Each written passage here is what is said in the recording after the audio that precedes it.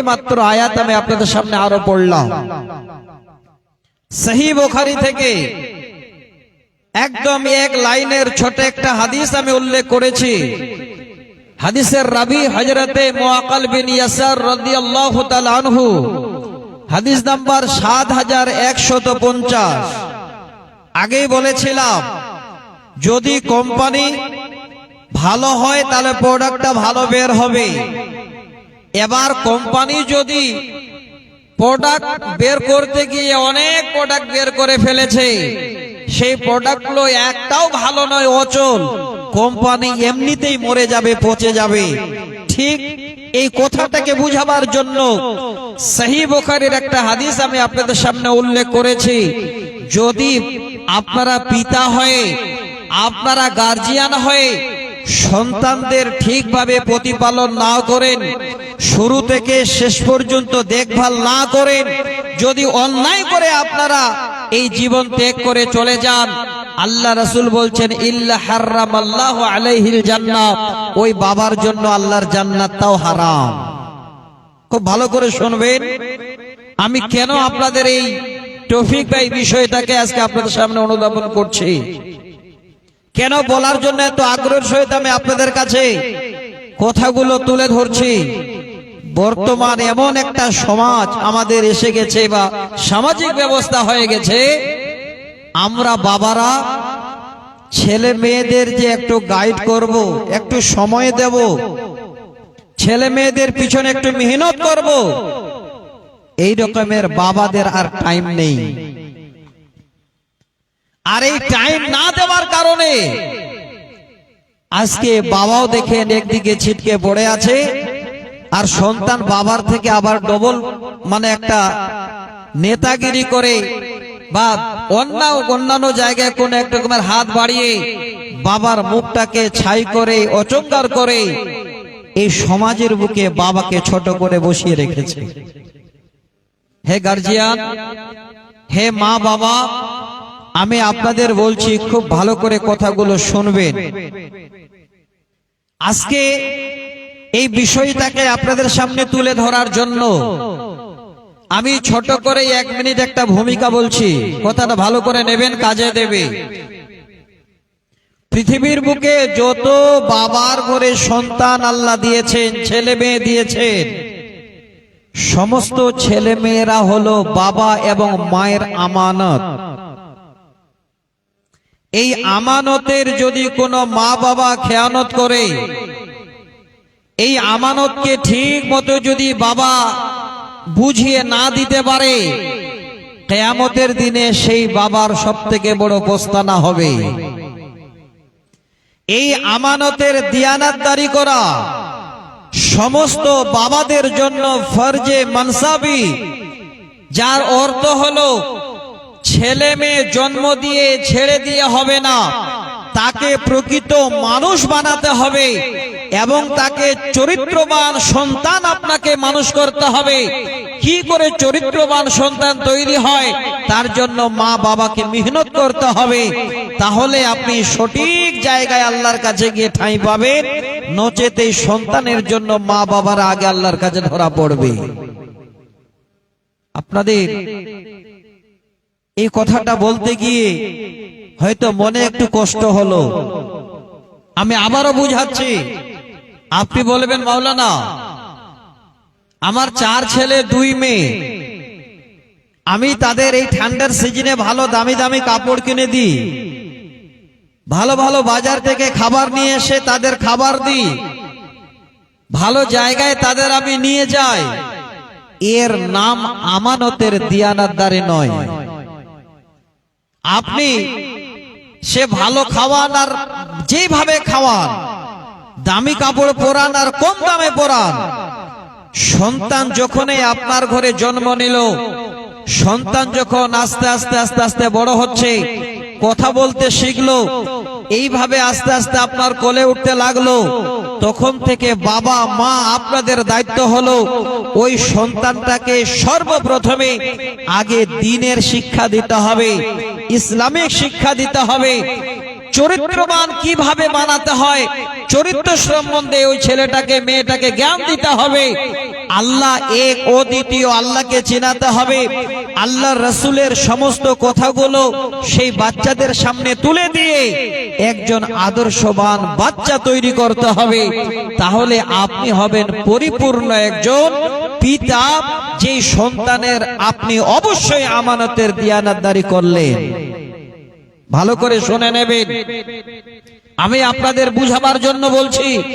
এই জায়গায় যেহেতু জীবনে কোনোদিন আমি আসিনি, আজকে এসেছি আপনাদের এমন কোরআন এবং সহিহ সুন্নাহর উপরে দু চারটা কথা বলার জন্য, যেন আজকে আমরা বাবারা সবাই আগে একটু সচেতন হই যে আমার বাড়িটাকে আমি কি করে আগে ঠিক করব, আমার ছেলে মেয়েদের কি করে আমি আগে ঠিক করব, আমার ছেলে মেয়েদের সর্বপ্রথমে কি করে আমি আগে এই দ্বীনের শিক্ষা দিয়ে সুন্দর করে তাকে ইসলামী তারবিয়াত দেব।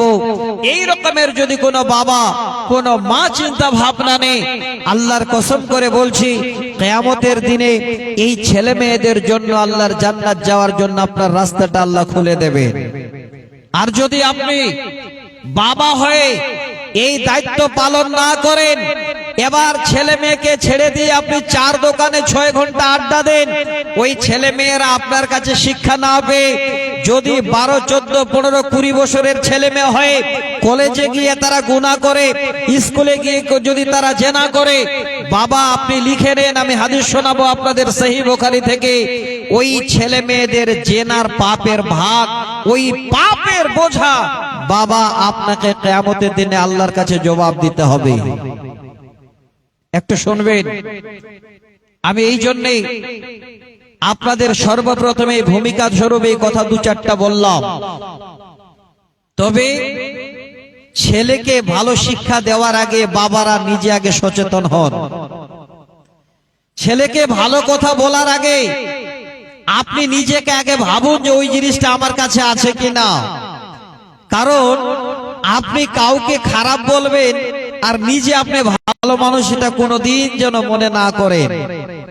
সাক্ষী কি বাইরের মানুষ নয়, আপনার অঙ্গ প্রত্যঙ্গই আপনাকে সাক্ষী দিচ্ছে। মিলান, আমি আপনাদের বুঝাচ্ছি। মনে করেন রাস্তা দিয়ে একটা লোক হেঁটে যাচ্ছে, 3-4 বন্ধু বসে আছেন। এবার লোকটাকে দেখে আপনারা 3-4 বন্ধু একে অপরের কানে কি যেন এবার ফুসফুস করে কথা বলে এইভাবে করে ইশারা করে দেখাচ্ছেন ওই লোকটা।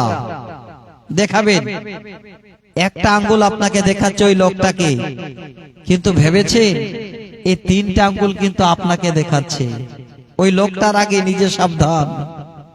আপনারা মিলান, যখন এই আঙ্গুলটা দিয়ে কাউকে দেখাবেন, তার আগে 3টা আঙ্গুলকে ভাববেন যে একটা আঙ্গুল দিয়ে লোকটাকে আমি খারাপ বলছি, এই 3টা আঙ্গুল আমাকে দেখাচ্ছে, তার মানে তার থেকে আমি বেশি খারাপ।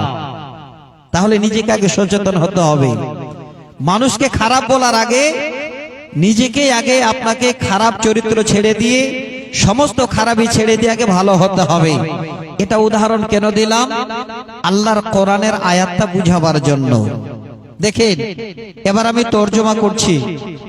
যে আয়াত পড়েছি আমি প্রত্যেকটাই আপনাদের আগে বলেছি, দলিল দেব, হাদিস নাম্বার বলবো, হাদিসের ইবারত বলবো, উদাহরণ দেব, যেন কোন রকমের একটাও কোরআন হাদিসের উদাহরণ না হয়।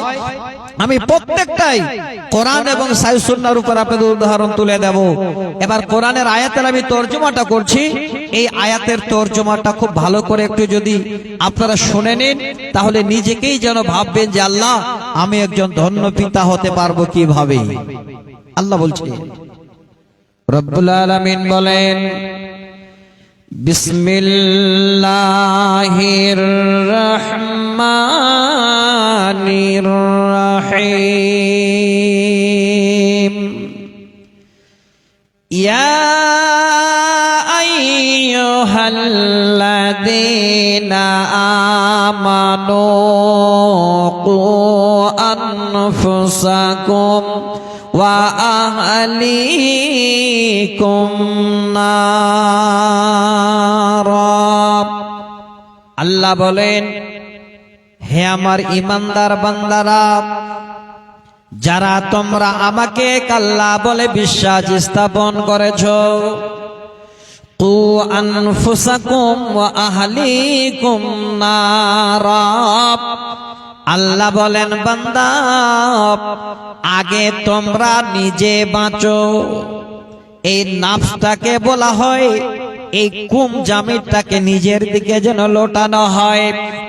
নাফস মানে হলো নিজের অন্তর বা আপনি নিজে। আল্লাহ বলেন বান্দা কু আনফুসাকুম ওয়া আহলিকুম নারা। হে বান্দার বান্দা আগে তুমি নিজে বাঁচো, তারপরে তুমি তোমার আহাল পরিবারকে জাহান্নামের আগুন থেকে বাঁচাও। প্রথমে আগে আল্লাহ নিজেকে বাঁচতে বললেন। বাবা কথাটা একটু মাথায় নেবেন, কাজে দেবে। সন্তানকে ভালো কথা বলার আগে আপনি নিজে ভালো হন। সন্তান সন্ততিকে জাহান্নাম থেকে বাঁচার আগে আপনি আগে জাহান্নাম থেকে বাঁচুন। আল্লাহ নিজে আগে বাঁচতে বলছেন, তারপরে আহাল পরিবারকে জাহান্নামের আগুন থেকে বাঁচাতে বলছেন। এবার আপনি যদি বেঁচে যান, আপনার সন্তান সন্ততিও যদি বেঁচে যায়, ইহকালে এবং পরকালে আপনার থেকে আল্লাহর কাছে আর ভালো বান্দা কেউ হবে না। খালি মিলাবেন হিসাব। আমি তো শুরু করলাম কেবল, আশা করি আপনারা অবশ্যই জানতে পারবেন। আমি সহজ করে কথাগুলো বলবো। এবার আল্লাহ এই জাহান্নাম থেকে নিজেকে বাঁচতে বললেন, আহাল পরিবার মানে ছেলে মেয়েদেরকে বাঁচাতে বললেন। কেন? আল্লাহ এখানে আরো বলছে, আবার ইঙ্গিত করছে। আল্লাহ বলেন বান্দা ওয়াকুতুহান নাস ওয়াল হিজারাত। আল্লাহ বলেন বান্দারে এই জন্য আমি তোমাকে এবং তোমার আহাল পরিবারকে জাহান্নামের আগুন থেকে বাঁচাতে বললাম। হে বান্দা আমি আবার যেন ইঙ্গিত করে তোমাদের জানালাম আমার কঠিন জাহান্নাম, ওই জাহান্নামের আমি জ্বালানি করব, ওই জাহান্নামের আমি ইন্ধন বানাবো এই দুনিয়ার মানুষ এবং পাথর দ্বারা। আল্লাহ আবার কি বলছে? আমার জাহান্নামকে আমি জ্বালাবো এই মানুষ আর পাথর দিয়ে। সে জাহান্নাম কঠিন। আমি সেই জাহান্নামের বর্ণনা দিচ্ছি না, খালি কোরআনের তর্জমাটা শোনাচ্ছি।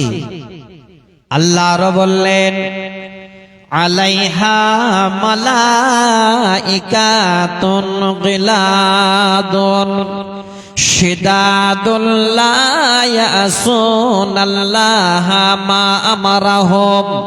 আল্লাহ বলেন বান্দা ওই কঠিন জাহান্নাম দেখভালের জন্য আমি আমার ফেরেশতাদের নিযুক্ত করেছি। সেই ফেরেশতাগুলো যেমন তেমন ফেরেশতা নন, তিনারা এত কঠিন মেজাজের, এত কঠিন হৃদয়ের, তারপরেও লা ইয়াসুনাল্লাহা মা আমারাহুম, আমার হুকুম তারা কিঞ্চিত পরিমাণ এদিক ওদিক করে না, অমান্য করে না। ওয়া ইয়াফআলুনা মা ইউমারুন। আল্লাহ বলেন বান্দা আমি যাহাই করতে বলি ফেরেশতারা তাহাই করে। এত কঠিন, এত কঠিন মেজাজে আল্লাহর জাহান্নামের দায়িত্বে আছেন ফেরেশতারা, তারপরেও আল্লাহ বলছেন আমার এতটুকু তারা কোনো কথার ইদিক উদিক করে না, আমি যাহাই করতে বলি তারা তাহাই করে। তাহলে একবার ভাবেন, সর্বপ্রথমেই এতগুলো আল্লাহ বুঝাবার জন্য এই মানুষের দুটো শব্দকে নিলেন, কু আনফুসাকুম ওয়া আহলিকুম নারা। আল্লাহ বলছেন বান্দা আগে নিজে জাহান্নাম থেকে বাঁচো আর তোমার আহাল পরিবারকে জাহান্নামের আগুন থেকে বাঁচাও। তাহলে আহাল কাকে বলে, পরিবার কাকে বলে? আমরা রচনা অনেক পড়েছি, স্কুলের জীবনে পড়েছি, এখনো রচনা পড়া হয়। আপনার মা, আপনার বাবা, আপনার দুই ভাই, আপনার তিন বোন, বাড়িতে যারা আমরা বসবাস করি তাদেরকে নিয়ে একটা পরিবার বলা হয়। আমি সংক্ষেপে আপনাদের বুঝাবার জন্য বললাম। তাহলে এই আহাল যাকে বলা হয়, পরিবারও তাকে বলা হয়। এবার পরিবারের যিনি হলেন মেন মালিক তিনি হলেন বাবা। শুনবেন, ভালো করে মিলিয়ে নেবেন। সহিহ বুখারীর একটা হাদিস আপনাদের সামনে আগে তুলে দিই, তাহলে আজকে বাবারা আগে সচেতন হবেন। আমি আজকে যে বক্তব্যটা রাখবো বাবাদের জন্য, মায়েদের জন্য, এটা নয় যে মাওলানা ছেলেরা মা বাবাকে দেখে না তার জন্য একটু ওয়াজ করুন, প্রয়োজন নেই। বাবারা যদি ওয়াজ শুনে নেন আর শোনার পরে যদি সুন্দর করে সন্তান তৈরি করতে পারেন, ওই সন্তানকে জিন্দেগিতে কোনোদিন মা বাবার ওয়াজ করতে হবে না। আগে সন্তান তৈরি করুন। আপনাকে যেমন করে আপনি সন্তান তৈরি করবেন, যেদিন আপনি বুড়ো হয়ে যাবেন সেদিন আপনাকেও সেই সন্তান আপনাকে সন্তান মনে করে আপনার মাথার পাশে বসে বসে বসে বসে সময় পাস করবে। আর যদি আপনি সন্তান ঠিকভাবে মানুষ না করতে পারেন, আজকে আপনি সকাল 6টায় চার দোকানে যান আর 11টায় বাড়ি ফিরে আসেন, ছেলে মেয়ে কি করলো আপনি দেখলেন না। যেদিন আপনি বুড়ো হয়ে বিছানায় বসে বসে কাঁদবেন, সেদিন আপনার ছেলেটাও আপনার পাশে বসবে না, দোকানে আড্ডা দেবে।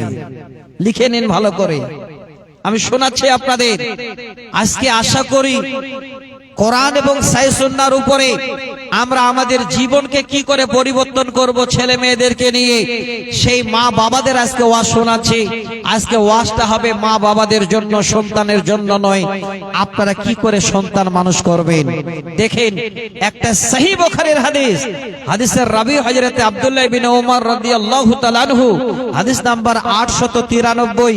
এই হাদিসটাকে আপনাদের সামনে তুলে দিচ্ছি, তাহলে বাবারা নিজেরাই সচেতন হবেন।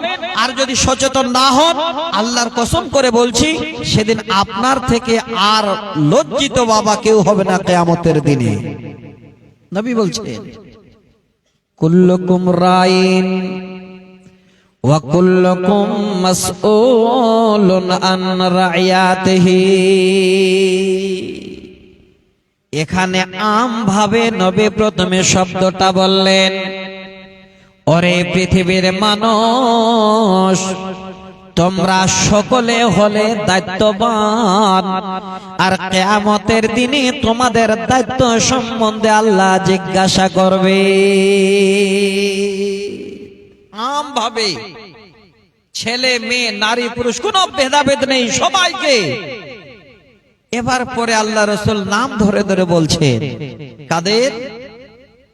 এবার প্রথম শব্দ নবী বললেন, ফাল ইমামু রাইন ওয়া হুয়া মাসউলুন আন রাইয়াতিহি।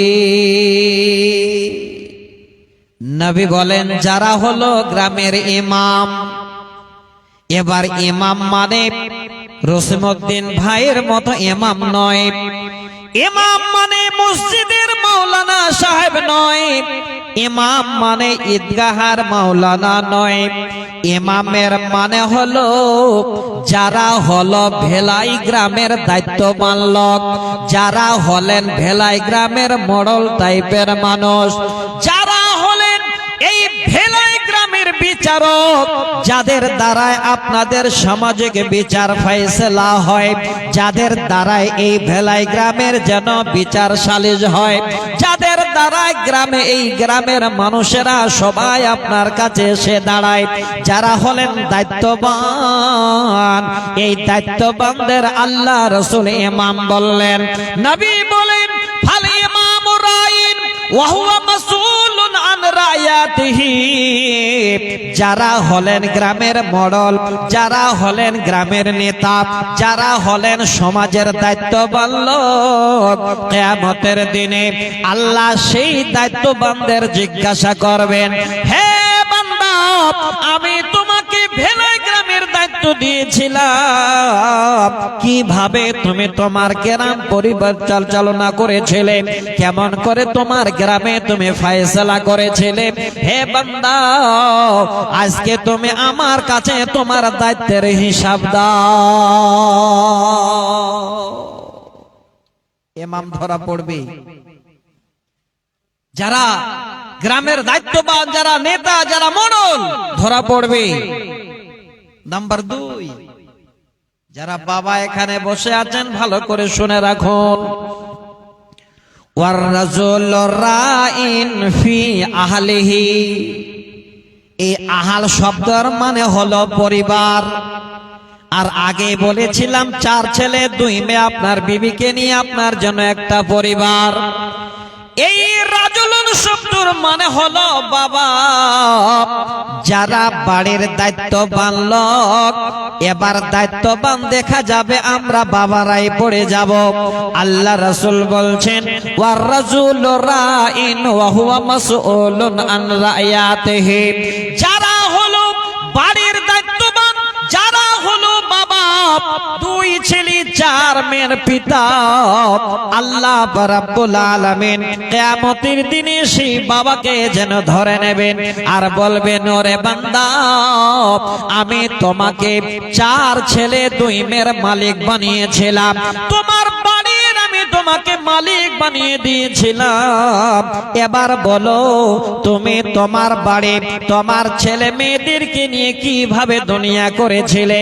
এবার তোমার ছেলে মেয়ে তোমার বাড়ির হিসাব আমাকে বুঝিয়ে দাও।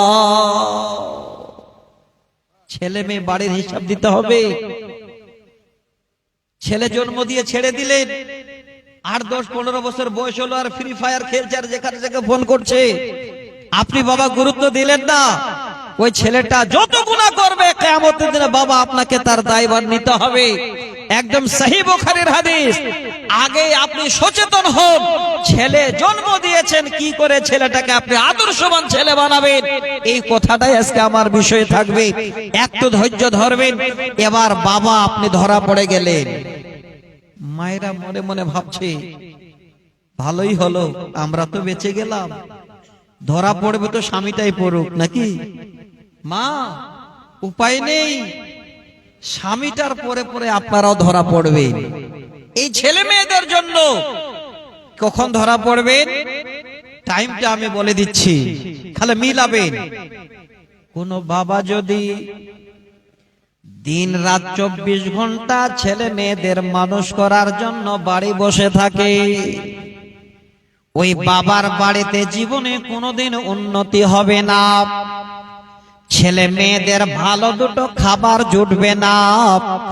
যারা সিঙ্গার বেড়া দিয়ে বাড়ি করে আছেন ওইভাবে থাকতে হবে, ইটের বাড়ি হবে না। ঠিক না ভুল বলেন? আল্লাহ পাক পুরুষদের বানিয়েছেন মালিক হিসাবে, তবে পুরুষদেরকে কর্তা হিসাবে জন্য আল্লাহ বানিয়েছেন। তোমরা কি করো? হে বান্দা, আমার যখন কর্ম হয়ে গেল জমিনে নেমে যাও। এবার পুরুষেরা ইনকাম করার জন্য বেরিয়ে যাবে। ওরে আমার মা, হিসাবটা এবার আপনাদের বুঝিয়ে দিচ্ছি। আপনার স্বামী সকাল 7টায় এবার আপনাকে 4 ছেলে 2 মেয়ে বাড়ি ঘর দিয়ে বেরিয়ে গেল, সরাসরি কালিয়াগঞ্জে চলে গেল। সারাদিন এবার রাজমিস্ত্রির জোগাড়ি দেবার জন্য, সারাদিন পাটের গুডাউনে খাটার জন্য, সারাদিন এবার মাঠে চলে গেল ভুট্টা বোনার জন্য। ওরে আমার মা, যতক্ষণ পর্যন্ত আপনার স্বামী বাড়িতে না ফিরবে ততক্ষণ পর্যন্ত ওই টাইমটার মালিক আপনি হলেন বাড়ির আপনি। হ্যাঁ মা আমার, আপনাদের জন্য এই শব্দটা নবীজি দিয়ে গেছেন। নবীজি বলছেন ওয়াল মারআতু রায়াতুন ফি বাইতি জাওজিহা ওয়া হিয়া মাসউলাতুন আন রায়াতিহা। নবী বলেন কিয়ামতের দিনে স্বামী যখন কালিয়াগঞ্জে গিয়েছিল, সকাল 7টা থেকে সন্ধ্যা 7টা পর্যন্ত বাইরে ছিল, ওই টাইমটার মালিক তুমি ছিলে তোমার বাড়ির, তোমার স্বামীর বাড়ির। ওরে বান্দি বলো, তুমি তোমার স্বামীর ঘরটাকে কিভাবে দেখভাল করেছো, কিভাবে তোমার স্বামীর ছেলে মেয়েদের দেখেছো? তুমি যে স্বামীর একজন আমানত স্ত্রী কিভাবে বাড়িতে ছিলে, এবার তুমি নিজেই যেন আমার কাছে তোমার এই টাইমের হিসাব দাও। মাও ধরা পড়ে যাবে, বাবাও পড়বে। তাহলে ভাবেন শুধু আমরা পরিবারের মেন মানুষ মা এবং বাবা, এই ছেলে মেয়েদের ঠিক মতো যদি আমরা পরিষেবা না দিই, এই ছেলে মেয়েদের ঠিক মতো যদি দেখভাল না করি, ঠিক মতো যদি আল্লাহ আল্লাহ রসুলের দ্বীনি তারবিয়ত শিক্ষা না দিই, এবার ছেলেকে যদি আমরা বেয়াড়া বানিয়ে রাখি, মা বাবা কিয়ামতের দিনে এই ছেলে মেয়ের জন্য আল্লাহর কাছে ধরা পড়বে।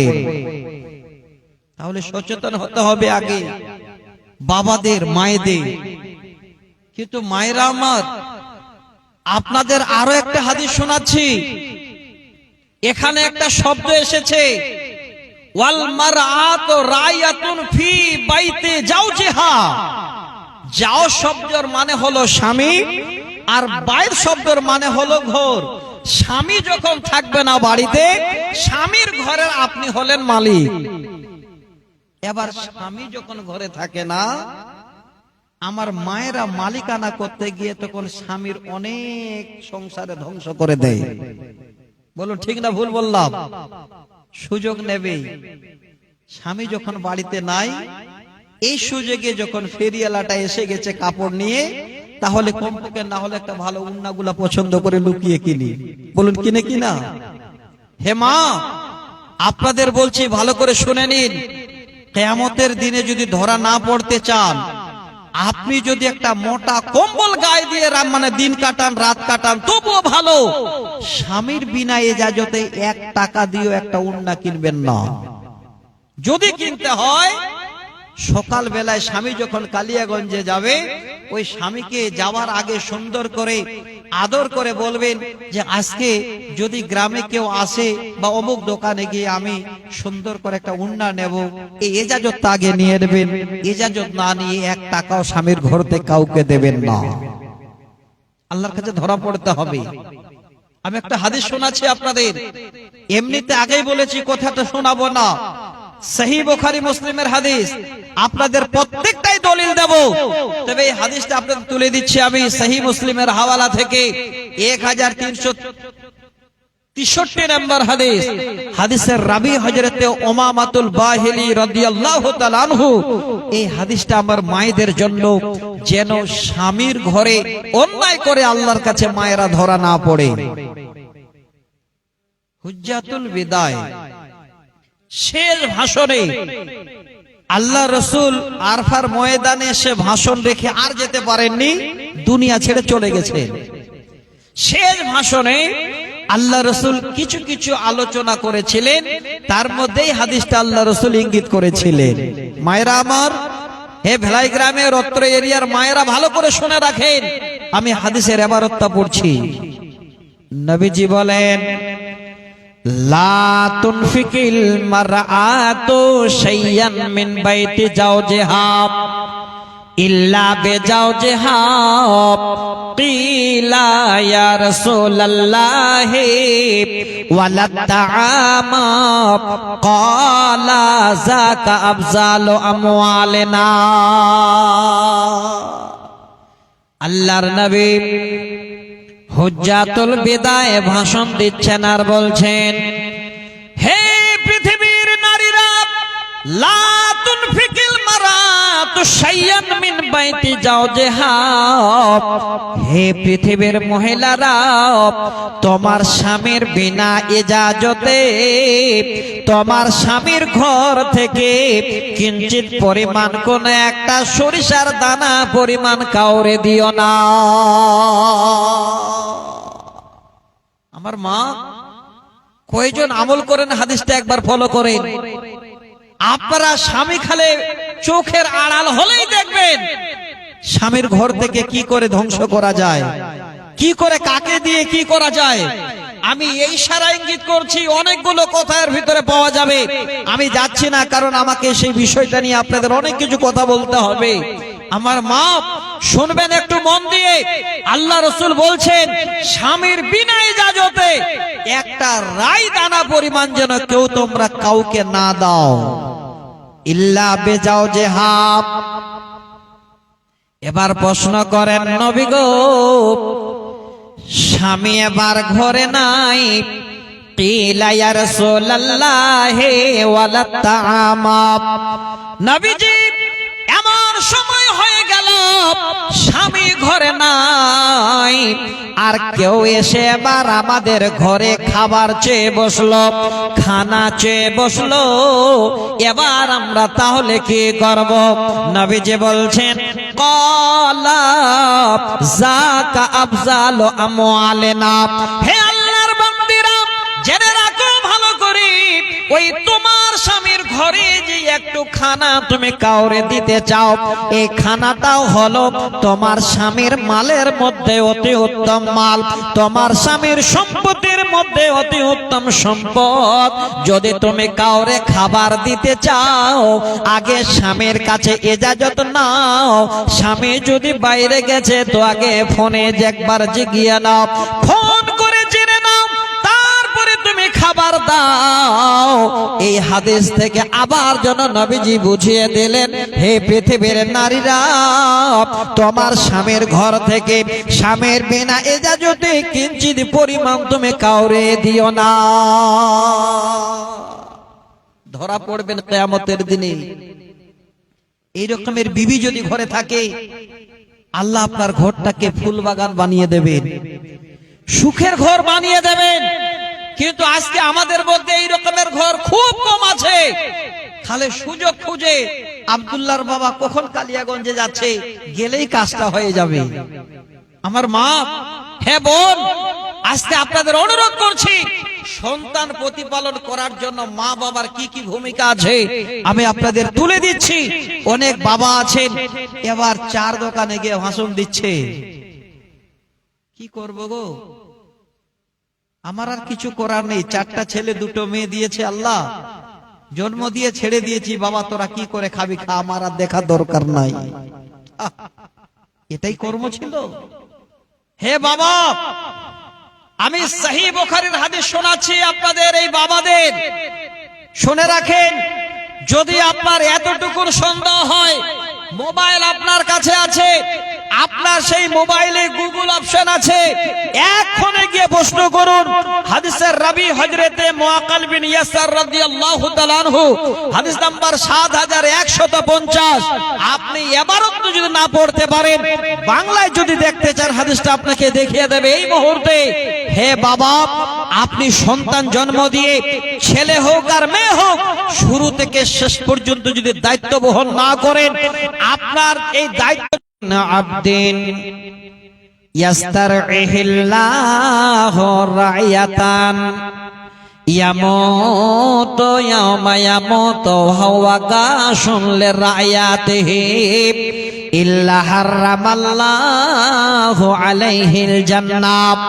হে বাবা, আপনাদের হাদিসের তরজমাটা তুলে দিচ্ছি, শুনুন। নবীজি বলছেন, ওরে পৃথিবীর আমার উম্মত, আল্লাহ পাক যাদের তোমাদের একজন দায়িত্ববান বানিয়েছেন, সন্তান সন্ততির বাবা বানিয়েছেন, যদি তুমি সন্তান জন্মের পরে যদি নিগরানি না করো, দেখভাল না করো, সন্তানের যদি দায়িত্ব বহন না করো, ইয়াউমা ইয়ামুতু ওয়া হুয়া গাশুন লিরাইয়াতিহি। গাশুন শব্দের মানে হলো ছেলে মেয়েদের ধোঁকা দেওয়া, ছেলে মেয়েদের।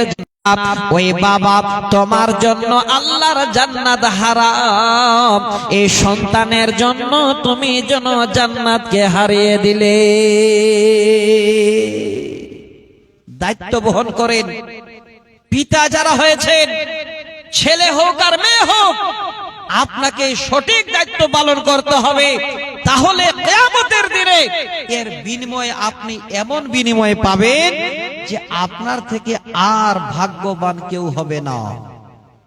যদি বলেন কি করে, দুটো হাদিস শোনাচ্ছি। যাদের ছেলে আছে এবং যাদের মেয়ে আছে, আল্লাহ কোরআনে বলছেন, হে পৃথিবীর বান্দারা, আমি আল্লাহ, আমি মালিক, যাকে দি তো ছেলেও দি মেয়েও দি, আবার যাকে দি শুধু ছেলে দি মেয়ে দি না, আবার যাকে দি মেয়ে দি ছেলে দি না। আবার আমি আল্লাহ এমন আমার বান্দা বান্দিকে দুনিয়াতে রাখি যে তাকে কোনো ছেলেও দি না মেয়েও দি না। আছে না নাই বলুন? সব আল্লাহর কারিশমা। আজকে এই ছেলে মেয়েগুলো আমাদের কি করে মানুষ করতে হবে? আজকে আগ্রহী কি করে জাগবে ছেলে মেয়েদের প্রতি বাবাদের, এটাই বুঝার জন্য আমি দুটো হাদিস শোনাচ্ছি আপনাদের। খুব মনোযোগ সহকারে এই হাদিস দুটো আপনারা শুনবেন, ভালো লাগবে। আজকে সহিহ মুসলিম শরীফের একটা হাদিস শোনাচ্ছি। প্রথমে হাদিসের রাবী হযরত আবু হুরায়রা রাদিয়াল্লাহু তাআলা আনহু, হাদিস নাম্বার 1661, একদম সহিহ সানাদে সহিহ মুসলিমের হাদিসটা অনেক অনেক জায়গায় আলেম ওলামারা আমরা বলে থাকি, আবারও শোনাচ্ছি। তবে আমার বলার উদ্দেশ্য হবে 3 নম্বর শব্দটুকু। একটা ছেলে, কোন বাবা যদি নেককার, দিনদার, ইমানদার, সালেহ বাচ্চা, সৎ সন্তান আপনি ছেড়ে যেতে পারেন, আপনার বলে আলেম ওলামাদের না, নেককার কাকে বলে? আপনি তার দ্বীনের তারবিয়াত দিলেন, সে আস্তে আস্তে আল্লাহকে চিনেছে, আল্লাহ রসুলের বিধান চিনেছে, সব চিনেছে। কলেজে পড়াশোনা করে সে এমএ পাস করেছে, এবার অন্য লাইনে গিয়ে বড় একজন ইঞ্জিনিয়ার হয়েছে, একজন ডাক্তার হয়েছে। 5 ওয়াক্ত নামাজ আদায় করে টাইমে টাইমে সঠিক কোরআন হাদিস মোতাবেক চলে। জেনে রাখেন ওটাই আপনার নেককার সন্তান। খালি আলেম ওলামা এটা ভাবিয়েন না, এটা ভুল ধারণা মানুষের। অনেকে বলে নেককার সন্তান মানে কি তাহলে একটা ছেলে মাদ্রাসায় দিতে হবে? না, আপনি স্কুলে পড়ান, কিন্তু তার চরিত্র সম্বন্ধে আগে কোরআন হাদিসের দৃষ্টিপাত করেন। এই রকমের একটা ছেলে তৈরি হবে যে যখন আপনি বাবা মারা যাবেন, একজন কলেজের পড়ুয়া, একজন আপনার ডাক্তার, একজন হবে আপনার ইঞ্জিনিয়ার সন্তান। যখন আপনি মারা যাবেন, জানাজার জন্য কোনো আলেমকে বলবে না, নিজে দাঁড়িয়ে বলবে আমার বাবার জানাজা আমি পড়াবো। তৈরি করেন বাচ্চা এইভাবে। দেখেন এমন টাইম একটা চলে আসছে, এই রকমের সন্তান ঘরে ঘরে তৈরি হবে ইনশাআল্লাহ, যদি বাবারা আমরা একটু সচেতন হই। আমি উদাহরণটা দিচ্ছি আপনাদের। নেককার বাচ্চা যদি একজন আপনি মানুষ করতে পারেন, তাহলে আপনি এত বড় ভাগ্যবান, এত বড় ভাগ্যবান যে আপনার জিন্দেগিতে কোনোদিন নেকি আর বন্ধ হবে না। সহিহ হাদিস, নবীজি বলেন ইজা মাতাল ইনসানু ইনকাতা আনহু আমালুহু ইল্লা মিন সালাসিন সাদকাতিন জারিয়াতিন আও ইলমিন ইনতাফাহু বিহি আও ওয়ালাদিন সালিহিন ইয়াদউ লাহু। অনেকবার হাদিসটা আমরা শুনেছি, আমি আপনাদের এতটুকুন পয়েন্ট দেবার জন্য যেন হাদিসটা বলছি। আল্লাহর নবী বলেন পৃথিবীর বুকে মানুষ যখন মারা যায়, তার দুনিয়ার সমস্ত রকমের আমল বন্ধ হয়ে যায়। ইনকাতা শব্দর মানে হলো মুনকাতা হয়ে যাওয়া, ছিন্ন বিচ্ছিন্ন হয়ে যাওয়া, সঙ্গ ছেড়ে দেওয়া। তার মানে আপনি জীবিত আছেন, আপনি রাস্তায় যেতে যেতে যদি একটা ইট হাত দিয়ে বা পা দিয়ে হটিয়ে দেন, আপনার সাদকার যেন নেকি পেয়ে যাবেন। রাস্তা দিয়ে যাচ্ছেন, এই রকমের কোন একটা লোক যেন রাস্তা চিনতে পায় না, আপনাকে জিজ্ঞাসা করলো ভাই ভেলাই কোন গ্রামে যাব, আপনি রাস্তা বলে দিলেন, আপনার জন্য সাদকা হয়ে গেল। এটা জীবিত হালাতে। কিন্তু নবী বলেন যখন মানুষ মারা যায়, এই রকমের দুনিয়ার সমস্ত আমল তার জন্য বন্ধ হয়ে যায়। কিন্তু 3টি এমন আমল আছে, এই 3টি আমল কিয়ামতের পূর্ব পর্যন্ত বন্ধ হয় না। হে ভাগ্যবান, ঠান্ডার দিনে যারা বসে আছেন, যারা পিতা এখানে বসে আছেন, আপনারা কত বড় ভাগ্যবান। হাদিসটা আজকে নিয়ে যান উপহার স্বরূপ। 1 নাম্বার হলো সাদকাতিন জারিয়াতিন, যারা জীবনে জীবন বেঁচে থাকতে আল্লাহ রাস্তায় সাদকায় জারি করেছে। সাদকার মানে হলো দান করা। আর জারিয়া শব্দের মানে এখনো আমরা অনেক ভাইরা জানি না জারি মানে কি। জারি উদাহরণটা দিয়ে আপনাদের, গঙ্গা নদী আমাদের পশ্চিম বাংলার একটা বড় নদী। গঙ্গা নদীর স্রোত যেন কোনোদিন বন্ধ হতে দেখতে পাওয়া যায় না। যদিও কোনো জায়গা শুকিয়ে যায়, এতটুকু নালী থাকলে তারপরও পানির স্রোত চলতেই থাকে। জারি শব্দের অর্থ হলো জীবনে এমন একটা আমল করেছেন যে আমলের নেকি আপনার কোনোদিন বন্ধ হবে না কিয়ামত হওয়া আগে পর্যন্ত। যেমন গঙ্গা নদীর স্রোত বন্ধ হয় না, অন্যান্য সাগরের স্রোত যেমন বন্ধ হয় না। নবী বলছেন এক নম্বরে সাদকায়ে জারিয়া, যারা আল্লাহর রাস্তায় সাদকা করলো, হাত বাড়িয়ে দিল, সে মরে যাবার পরে এর নেকি কবরে পাবে। এই নেকি যেন কিয়ামতের আগে পর্যন্ত বন্ধ হবে না। জারিয়ার অনেক ভাগ আছে।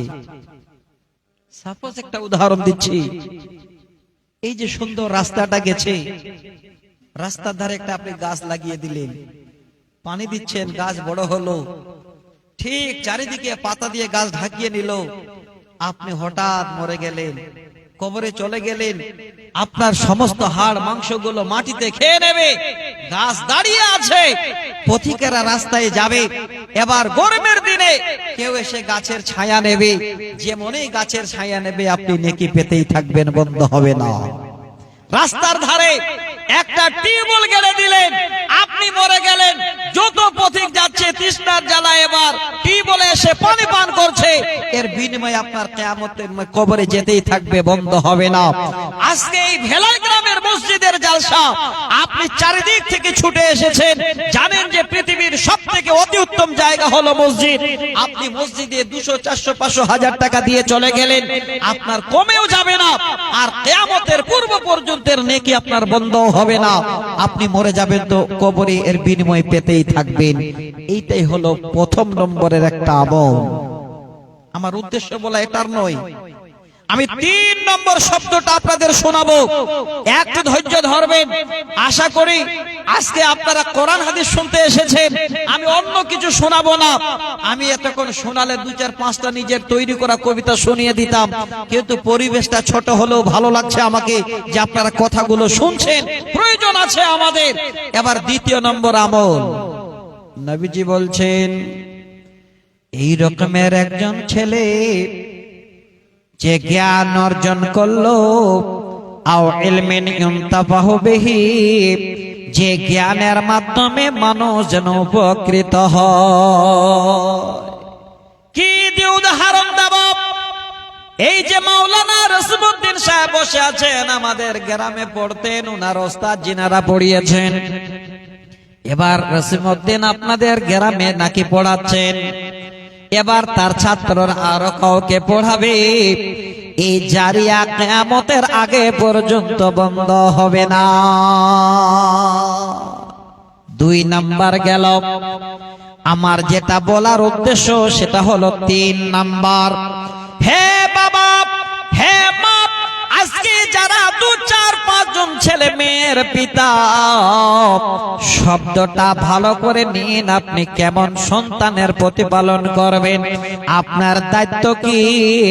নবী বলছেন আও ওয়ালাদিন সালিহিন ইয়াদউ লাহু, কোন বাবা যদি একজন নেককার ছেলে কিংবা মেয়ে দুনিয়ায় ছেড়ে চলে গেল, হ্যাঁ বাবা, যদি এই রকমের একটা সুসন্তান নেককার সন্তান ছেড়ে যদি মরে যান, ছেলেটা যখন আপনাকে স্মরণ করে আল্লাহকে বলবে রব্বির হামহুমা কামা রব্বায়ানি সগীরা, বাবারে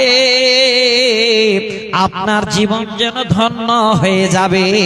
এই ছেলের দোয়া যেন বাবা আপনি কবরে তার বিনিময়ে পাবেন। আল্লাহ নবী বলছেন কিয়ামতের পূর্ব পর্যন্ত সেই নেকি যেন বন্ধ হবে না। তাহলে বাবা আমরা যারা আছি একবার নিজেরাই আমরা নিজেকে ভাবিত দেখি, আমাদের কত বড় দায়িত্ব রয়েছে। একজন সন্তান আমরা সুসন্তান বানাবো। এটা বাবাদের কর্তব্য। শুধু স্কুল কলেজ নয়, তার আগেই পৃথিবীর বুকে সব থেকে দামি কলেজে আগে এই শিক্ষাটা দিয়ে দিন। দামি কলেজটা কোথায় আছে? ওই দামি কলেজ কোথায় যেতে হবে? কালিয়াগঞ্জে না, কোন আরো বড় বিশ্ববিদ্যালয় না। প্রত্যেক এই পাটখড়ি বা এই যে ফিঙ্গার বেড়া দিয়ে ঘর তৈরি করা আছে, ওই ঘরের ভিতরে সব থেকে বড় টিচার বসে আছে। সেটাকে জানেন? জানেন না? সেটা হলো আমার জনম দুঃখিনী মায়েরা। পৃথিবীর বুকে সব থেকে বড় বিশ্ববিদ্যালয় হলো মা জননীর কোল। আরবিতে একটা কবিতা শোনাচ্ছি 2 লাইনে। আরবের একজন কবি, কবি ইব্রাহিম তিনি লিখে গেছেন, দিয়ে গেছেন, আল উম্মু মাদ্রাসাতুন ইজা আদাত্তাহা আদাত্তা শাবান তাইয়্যিবাল আগরা। পৃথিবীর বুকে সব থেকে দামি বিশ্ববিদ্যালয় হলো মা জননীর কোল।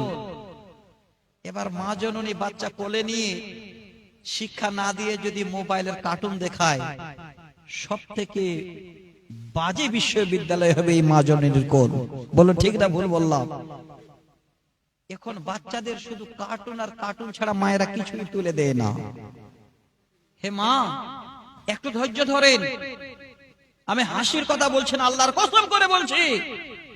নিজের বাচ্চাদের মায়েরা বাপেরা আমরা আধা জীবন 10 বছর হতে হতে তার নষ্ট করে দিচ্ছি। একটু মিলিয়ে নেবেন। বড় একজন গবেষকের আপনাদের গবেষণার কথা শোনাবো। আজকে যেই পিতা যেই মাতারা এখানে বসে আছেন, আপনাদের কত বড় দায়িত্ব ছেলে মেয়েদের প্রতি। আমি আগে আপনাদের এই কবিতার তর্জমাটা বলে দিই। কবি বলছেন, আল উম্মু মাদ্রাসাতুন।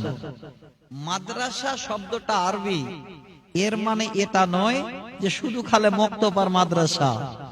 উনি বুঝাতে চাচ্ছেন শব্দের মানে হলো মা, আর বিশ্বের সব থেকে বড় বিশ্ববিদ্যালয় যেটা হলো ট্রেনিং ক্যাম্প, শিক্ষা যেখানে প্রথমে বাচ্চাগুলো নেয়, সেই ট্রেনিং ক্যাম্পটার নাম হলো মা জননীর কোল।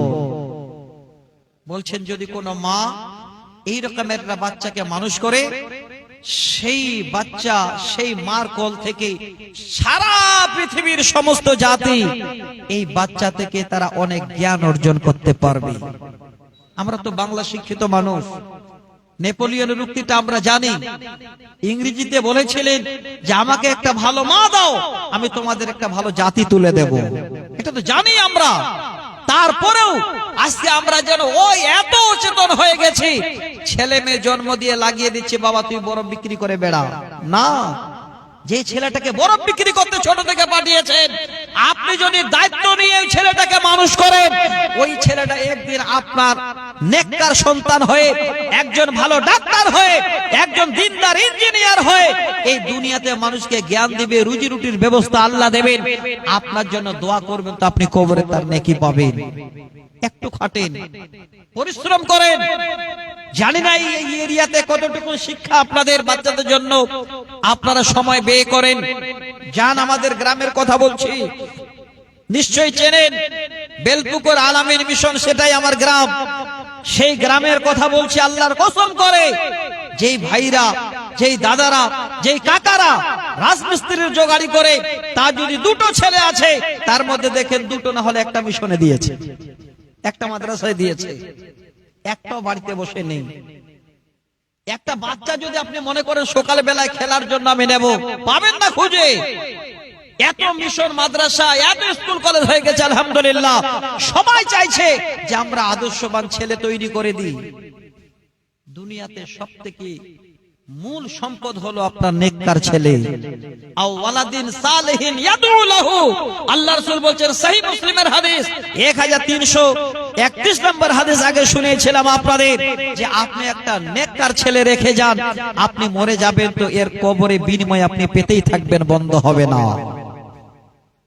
আরেকটা হাদিস শোনাচ্ছি, আমি আগেই বলেছি, আগে আপনাদের এইভাবে করে কথাগুলো বলবো বুঝাবার জন্য। আপনাদের এই মানে অত্র এলাকার মানুষ হয়তো এখানে ছেলে মেয়েদের প্রতি গুরুত্ব দেয় না, ছেলে মেয়েদের প্রতি তারা একটা ভালো এই রকমের পরিষেবা দেওয়ার জন্য টাইম বের করতে পারে না।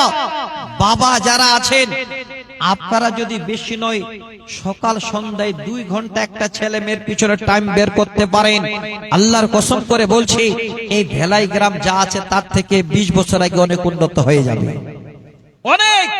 কিন্তু তা আমরা করতে পারছি না। কেন পারছি না? এই কেনটাই আমার আজকে বক্তব্য। একটা হাদিস শোনাচ্ছি, খুব ভালো করে শুনবেন। যারা বাবা, যারা এখনো দায়িত্ব বহন করছেন না, আপনাদের জন্য এই হাদিসটা খুব ভালো করে, সহিহ বুখারী মুসলিমের হাদিস, হাদিস নাম্বার 1359 নাম্বার হাদিস, একদম সহিহ সনদে, যার মধ্যে কোন রকমের কিলোকাল নেই। এই হাদিসটাকে আপনাদের সামনে তুলে দিচ্ছি। তার আগে বুঝাবার জন্য একটা দৃষ্টান্ত আপনাদের সামনে আমি তুলে দিই, আশা করি আপনারা ঠিক জায়গায় চলে আসবেন। শোনেন, আজকে আমরা পৃথিবীর কোথায় কি হচ্ছে না হচ্ছে সব মোবাইলে দেখতে পাচ্ছি, ভাই পাই না? সব কোথায় কি হলো না হলো, এত বড় মোবাইল হয় মানুষের সুবিধা হয়ে গেছে, যেটা আপনি জীবনে কোনোদিন জানতেন না সেটা জানার জন্য আপনি প্রশ্ন করুন, আপনাকে জানিয়ে দেবে। এই হাদিসটা আপনাদের বলার আগে 2 মিনিট আমি সময় নিচ্ছি, সব থেকে একটা গভীর তথ্য তুলে দিচ্ছি, যেগুলো ডাক্তার ছাড়া কেউ জানে না। মোবাইল আসার পরে সাধারণ যারা সই করতে জানে না তারাও শিখে নিয়েছে। মার কোলে, মার পেটে যে বাচ্চা জন্ম নেয়, আপনারা বলুন ডাক্তার ছাড়া সাধারণ মানুষ জানে গো? কিভাবে জন্ম নিল, সেই বাচ্চাটা কিভাবে আসলো, কেউ জানে না। কিন্তু মোবাইল এমন একটা জিনিস আল্লাহ আমাদের কাছে আবিষ্কার করেছেন, এই মার এতটুকুন পেটে কি করে বাচ্চা জন্ম নিচ্ছে, কোরআন এবং হাদিসের তথ্য নিয়ে যদি আপনারা দেখেন, পরিপূর্ণ যেন আপনি মার পেটে বাচ্চাটাকে দেখতে পাবেন, মোবাইলের স্ক্রিনে ভেসে উঠে। সাধারণভাবে পাননি এটা। এটা আজ থেকে 1400 বছর আগে একজন বৈজ্ঞানিক, যিনার নাম হলো নবী মুহাম্মদ রাসূলুল্লাহ, পড়ুন সাল্লাল্লাহু আলাইহি ওয়াসাল্লাম, তিনি গবেষণা করে আমাদের দিয়ে গেছেন। আজকে আমরা সেটাই যেন গবেষণার মাধ্যমে মোবাইলে এই বৈজ্ঞানিকেরা আবিষ্কার করে আমরা আমাদের দেখাতে পাচ্ছি। দেখেন নবী কি বলে গেছেন।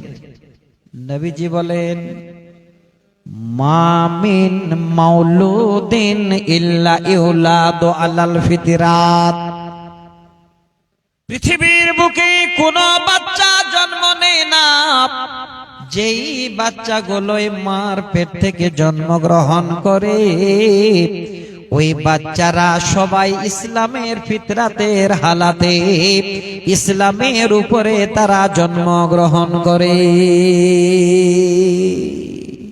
যত বাচ্চা পৃথিবীর যেই মার কোল থেকে বাচ্চা জন্ম নেয় ইসলামের হালাতে। মোবাইলে স্ক্রিনে দেখবেন, আমরা যেমন নামাজ পড়ি এভাবে হাত বাঁধি না গো, হাত বাঁধি। মোবাইলের স্ক্রিনে প্রশ্ন করুন যে মার পেটে বাচ্চা কিভাবে জন্ম নেয়, দেখবেন কোরআনে আছে। হ্যাঁ, সেই বীর্য থেকে আল্লাহ পাক রব্বুল আলামিন 40 দিন পরে রক্তের টুকরা বানান, আবার 40 দিন পরে মাংসের টুকরা বানান, তারপরে আল্লাহ পাক রব্বুল আলামিন সেই মাংস থেকে সুন্দর করে মানুষ সৃষ্টি করেন, তৈরি করেন। তার যা যাবতীয় হাত পা নাসিকা যা প্রয়োজন সব দেন, মেল হবে না ফিমেল হবে আল্লাহ নির্বাচিত করেন, কোন মানুষ পারে না। এবার ওই বাচ্চাটা দেখবেন মার পেটে আছে। আল্লাহর কসম করে বলছি, যদি না দেখে দেখবা দেখে নেবেন, আমরা যেমন নামাজ পড়ি, ছোট বাচ্চাটা মার পেটের ভিতরে দেখবেন এইভাবে হাত বেঁধে আছে। আর আমরা যখন সিজদা করে বসি, ঠিক হাঁটুটা এইভাবে আঁটো করে, ওই বাচ্চাটা মার পেটের ভিতরে হাঁটুটা এইভাবে কান আঁটো করে নিয়ে আছে।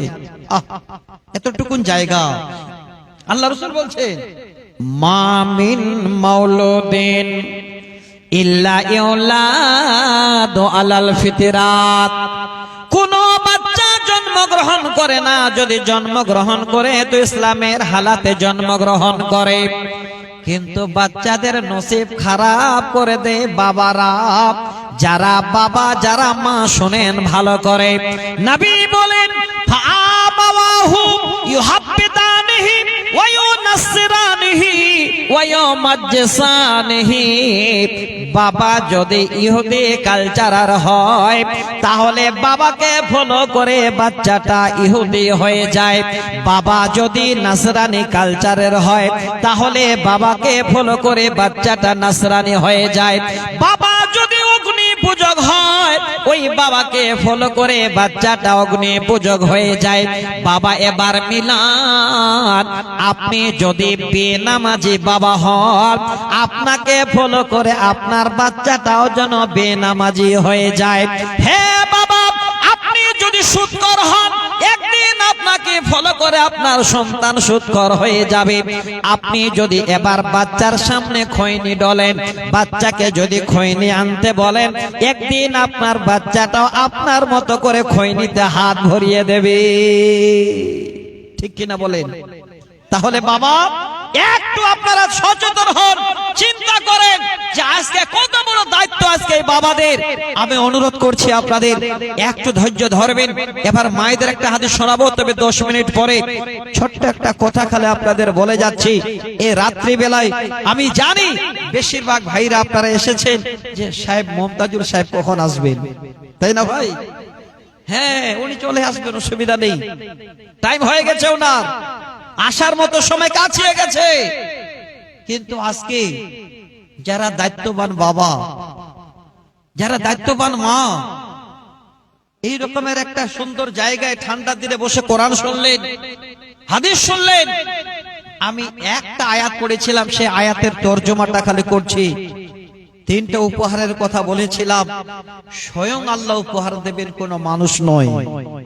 আল্লাহ কি বলছেন? আল্লাযীনা ইনফিকুনা আমওয়ালাহুম বিল্লাইলি ওয়ান নাহারি সিররাও ওয়া আলানিয়াতান ফালাহুম আজরুহুম ইনদা রাব্বিহিম ওয়ালা খাউফুন আলাইহিম ওয়ালা হুম ইয়াহজানুন। আল্লাহ বলেন, যে লোকেরা দিনে এবং রাতে লুকিয়ে কিংবা প্রকাশ্যে আমার রাস্তায় খরচ করে, শোনেন ভালো করে, আল্লাহ স্বয়ং বলছেন আমার রাস্তায় যারা তাদের মাল দিনে কিংবা রাতে লুকিয়ে কিংবা প্রকাশ্যে খরচ করে, আমি আল্লাহ বান্দাদের উপহার কে দেব? ফালাহুম আজরুহুম ইনদা রাব্বিহিম, তার রবের কাছে, আল্লাহর কাছে তারা যেন তার বিনিময়ে পাবে, প্রতিদান পাবে।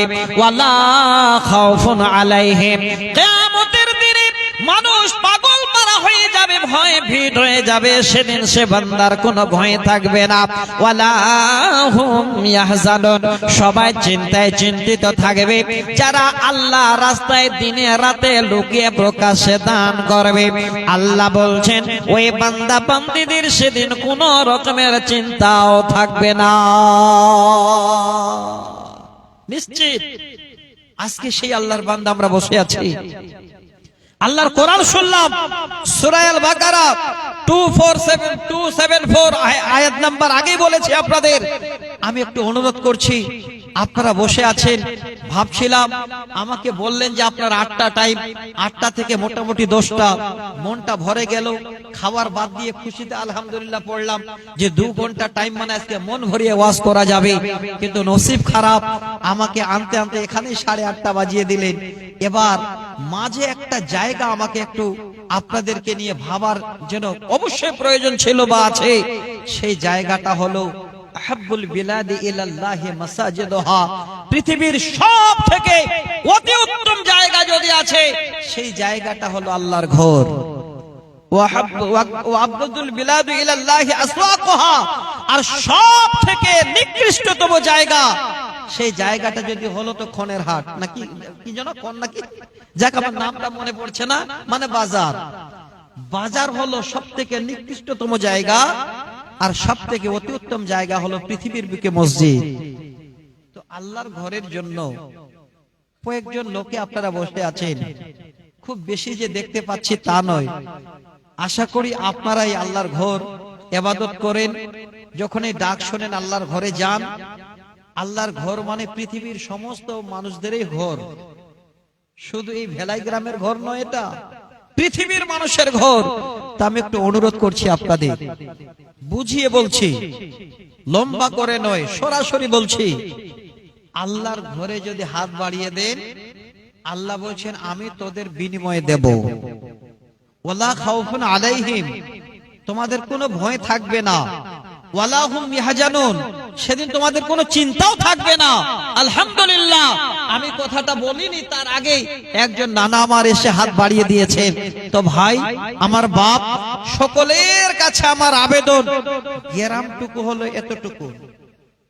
আমি নিজেই অবাক, এই গ্রামটা দেখে আমি প্রশ্ন করলাম যে আপনারা যে গ্রামে এত বড় জালসা করেছেন, এই বাহির থেকে বড় বড় আলেম ওলামাদের ডেকে, এত ছোট গ্রাম কি করে সাহস কুলিয়েছেন? আমি নিজেই বললাম, প্রশ্ন করলাম, আর তাই দেখতে পাচ্ছি। তো ভাই বাপ আমার, আমি অনুরোধ করছি আপনাদের, যারা আল্লাহর ঘরকে ভালোবাসেন, যারা আল্লাহর কোরআনকে ভালোবাসেন, আজকে যারা সচেতন পিতা আছেন যে আল্লাহ জীবনে অনেক ভুল করেছি, আল্লাহ একটু হাত বাড়িয়ে দিয়ে তোমার কাছে ক্ষমা চাইবো, আল্লাহ এর বিনিময়ে তুমি পরকালে দেবে, আল্লাহ এর বিনিময়ে তুমি আমার সুখের সন্তান দেবে, আল্লাহ তুমি এর বিনিময়ে সুখের একটা পরিবারকে আল্লাহ তুমি আমাকে মালিক করে রাখবে, এই আশা নিয়ে পৃথিবীর সবথেকে ভালো জায়গা আল্লাহর ঘরের জন্য কেউ 2000, 5000, 1000 করে, 500, 200 করে যারা দিতে পারবেন, আমার হাতে 5, 7, 10 মিনিটের মধ্যে আমি আপনাদের কি করে ছেলে মেয়েদেরকে আদর্শবান বানা যায় তার পদ্ধতিটা বলে দেব আল্লাহর কোরআন থেকে 5টি আয়াতের মাধ্যমে। আলহামদুলিল্লাহ, আরেকজন ভাই আমার আরো 500 দিয়ে গেলেন। তো ভাই ঊর্ধ্বে 5000, 2000, 1000, 500 যার যেমন জুটবে, আপনারা ছোট জায়গা অল্প মানুষের মধ্যে এসে একটু আবার জায়গাটাতে গিয়ে বসে যাবেন। এটা নয় যে গরম জায়গাটা আবার ঠান্ডা হয়ে যাবে, কিয়ামতের দিনে এই জায়গাটা আল্লাহ আরো গরম করে দেবেন আপনাদের। একটু আসেন ভাই আল্লাহর ওয়াস্তে তাড়াতাড়ি। আলহামদুলিল্লাহ, দেখেন আরেকজন বাপ যারা আমার আরো 500 টাকা দিলেন। তবে বাপ যারা বেশি দিতে পারবেন, 2000, 5000 দিতে পারবেন, 1000 দিতে পারবেন, এইভাবে যদি আল্লাহ আপনাকে দেওয়ার ক্ষমতা দিয়েছেন, তো অবশ্যই যেন আপনি 1000, 2000, 5000 দিয়েন। আমি তো আপনাদের চিনি না, নতুন মানুষ এসেছে আপনাদের কাছে, একটু আমি মুসাফির হালাতে প্রাণ খুলে আপনাদের জন্য দোয়া করব। কোন আল্লাহর বান্দা আছে যে আমার হাতে আপনারা একটা করে 1000 টাকা প্রথমে আগে 10 জন দেবেন, 1000 তাড়াতাড়ি। আলহামদুলিল্লাহ, এই যে দেখেন আপনাদের মসজিদের ইমাম এইখানে মাদ্রাসা করেন, 3 ব্যাগ সিমেন্ট দিয়েছেন। আল্লাহ তুমি দারকে কবুল করো, আল্লাহ রসিমউদ্দিন ভাইকে তুমি ঈমান এবং আমলের সহিত রাখো, আল্লাহুম্মা আমিন। আচ্ছা ভাই, একটা করে 1000 টাকা 10 জনের কাছে আমি আবেদন করছি, একটা করে 1000 টাকা কে কে আপনারা দিতে পারবেন? যারা 5000, 10000 দেবেন হয়তো পরে দেবেন, প্রধান বক্তার হাতেও দিতে পারেন, আমার হাতেও দিতে পারেন। আমি 1000 করে চাইলাম। আলহামদুলিল্লাহ, আরেকজন ভাইজান 500 টাকা। আচ্ছা, আর কে দেবেন ভাই? আছেন এই গ্রামের মানুষ, অত এরিয়ার মানুষ, যে আজকে এত বড় একটা জালসার আয়োজন যখন করেছেন, আল্লাহ আমরা একটু শরীক হই, আল্লাহ তোমার ঘরের জন্য আমরা হাত বাড়িয়ে দিই, 1000, 500, 2000 করে আপনারা কেউ দেবেন। দেরি করবেন না, খুব তাড়াতাড়ি করেন, সময়টাকে বাঁচান। 10টা বাজলেই হয়তো আপনারা প্রধান বক্তাকে পেয়ে যাবেন, আপনাদের শুনতে ভালো লাগবে। এবার যদি সময়টা নষ্ট করে দেন তাহলে বেশি রাত হলে আপনাদেরও কষ্ট হবে আর সবারই কষ্ট হবে।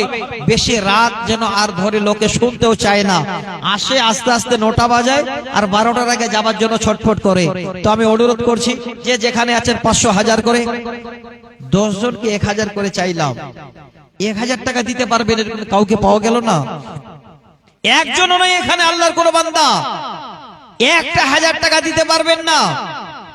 দেখেন, আমি আজকে আপনাকে সুসংবাদ জানাচ্ছি, যদি আপনি হাত বাড়িয়ে দেন 1000 টাকা দিয়ে, আপনার জন্য দোয়া করবে স্বয়ং আল্লাহর ফেরেশতা। আলহামদুলিল্লাহ, এই যে দেখেন দাদু আমার 1000 টাকায় নিয়ে এসেছেন আল্লাহর ওয়াস্তে। আরেকজন ভাই 10 টাকা দিয়েছেন, দেখছেন কত ভালোবাসেন। আল্লাহর ঘরকে। তাহলে আল্লাহর ওয়াস্তে আপনারা যে যতটুকুন পারেন, 10 জনের কাছে 1000 চাইলাম, আপনি 200, 100, 500 যার যেমন ইচ্ছা আপনি একটু দিলে আমি 5-7 মিনিটের মধ্যে আপনাদের কি করে সন্তান আপনি এবার মানুষ করবেন, এতক্ষণ ধরে আপনাদের গাইডলাইন হিসাবে বললাম। এবার সন্তানটাকে আপনি কি শিক্ষা দেবেন, কি কথাটা বলবেন, বাবা সেই কথাটা আল্লাহর কোরআন আপনাকে বলে দেবে। আমি বলবো না, আল্লাহর কোরআনের আয়াত শোনাবো, 5টি আয়াত। এই 5টি আয়াতের মধ্যে সারা জীবনের শিক্ষা আপনি পেয়ে যাবেন। আপনার সন্তানকে আপনি কি বলবেন, দেন তাড়াতাড়ি করেন দেখি আল্লাহর ওয়াস্তে কে আছেন। আচ্ছা, অন্য কেউ নেই এখানে কমিটির লোক আজকে? যাক আলহামদুলিল্লাহ, একজন খালা আমার, উনি 500 টাকা, কত ভালোবাসেন আল্লাহর ঘরকে, এই রাত্রিবেলা এসে দিয়ে গেলেন। মা বোন, আপনাদের মধ্যে 500-1000 টাকা দেওয়ার মতো কেউ নেই? ও আচ্ছা আচ্ছা, আলহামদুলিল্লাহ। স্বামী নেই শুনলাম, বেঁচে, স্বামী দুনিয়া ছেড়ে চলে গেছেন। 500 টাকা, আল্লাহ তুমি দানকে কবুল করো রব্বুল আলামিন। এই দুঃখের জীবন আল্লাহ তুমি সুখে পরিণত করে দিয়ে আল্লাহ পরকালে স্বামীর সঙ্গে পরিচয় দিয়ে জান্নাতুল ফেরদাউস দিও, আল্লাহুম্মা আমিন। ভাইজান একটু হাতটা বাড়ান না গো তাড়াতাড়ি। আমি খুব লম্বা করতে চাচ্ছি না, আমি শুধু খালি এইটুকু দিতে চাচ্ছি যে সন্তানকে আপনি 25 কিলো মাকই, আচ্ছা লিখে নেন, 25 কিলো মাকই। আচ্ছা, মা বাবা এবং স্ত্রীও মারা গেছেন, দেখেন কত বড় ভাগ্যবান লোক। আজকে মা বাবার জন্য, স্ত্রীর জন্য দান করেছেন 50 টাকা, 25 কিলো মাকই, যারা সমস্ত মায়া মমতা দিয়ে ছেড়ে চলে গেছেন। আল্লাহু আকবার। আল্লাহ তুমি দানকে কবুল করো। আল্লাহ তিনার মা বাবাকে আল্লাহ তুমি জান্নাতুল ফেরদাউস দিও, তিনার স্ত্রীর কবরকে প্রশস্ত করে দাও। আল্লাহ পরকালে সকলের সঙ্গে পরিচয় দিয়ে আল্লাহ তোমার জান্নাতে ঠিকানা দিও, আল্লাহুম্মা আমিন। আল্লাহুম্মা সাল্লি আলাইহি, আল্লাহুম্মা বারিক আলাইহি। ভাই আর কে কে আছেন একটু হাত বাড়ান না, তাড়াতাড়ি করেন, দেরি করছেন যে আপনারা। খুব বেশি আপনাদের টাইম আমি নেব না, আমি শুধু 5-10 মিনিট আপনাদের বলেছি। যদি 100, 200, 500, 1000 করে দিয়ে দেন আলহামদুলিল্লাহ, তাতে আমি খুশি আপনাদের কাছে। যদি মনে করেন মাকই দেব, কেউ যদি মনে করেন ধান দেব, তাও হবে। মা বোন, আপনারা কি এই দেশের, এই অঞ্চলের, এই গ্রামের মায়েরা লক্ষ্মী ভান্ডার কেউ পান না? হ্যাঁ, আগে তো 500 পাচ্ছিলেন, এখন 1000 হলো, আবারও পাবেন। যদি পারেন তো একটু দেন, তাহলে গজলটা আমি শোনাবো আপনাদের, আমি অবশ্যই শোনাবো। একটু হাতটা বাড়ান, চট করে 500 করে টাকা। আমার মায়েদের কাছে আমি আবেদন করছি, আমার মায়েরা তো দান বেশি করেন। মা জননী, একটা হাদিস আপনাদের সামনে ছোট করে বলি, সহিহ বুখারী মুসলিমের হাদিস, হাদিস নাম্বার 8086, 886। আলহামদুলিল্লাহ। আর একজন ভাই আমার দিলেন 500 টাকা। আল্লাহ রাসূল বলছেন, ইত্তালাআতু ফিল জান্নাতে, আমি যেদিন জান্নাত দেখলাম, ফারাইতু আকসার আহলিহাল ফুকারা, সেদিন দেখলাম আল্লাহর জান্নাতে শুধু গরিবেরা যাচ্ছে। তারপরে ইত্তালাআতু ফিন্নার, আমি জাহান্নাম দেখার জন্য জাহান্নামে যখন একটু টুকি মারলাম, ওই সময় দেখছি ফারাইতু আকসার আহলিহান নিসা, শুধু মহিলারা আর মহিলারা জাহান্নামে দলে দলে যাচ্ছে।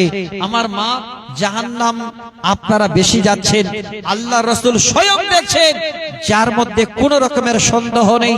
আল্লাহ রাসূল পরবর্তীতে মহিলাদের বলেছিলেন, হে মহিলারা, ওই জাহান্নাম থেকে যদি বাঁচতে চাও তো বেশি বেশি সাদকা করো, বেশি বেশি দান করো।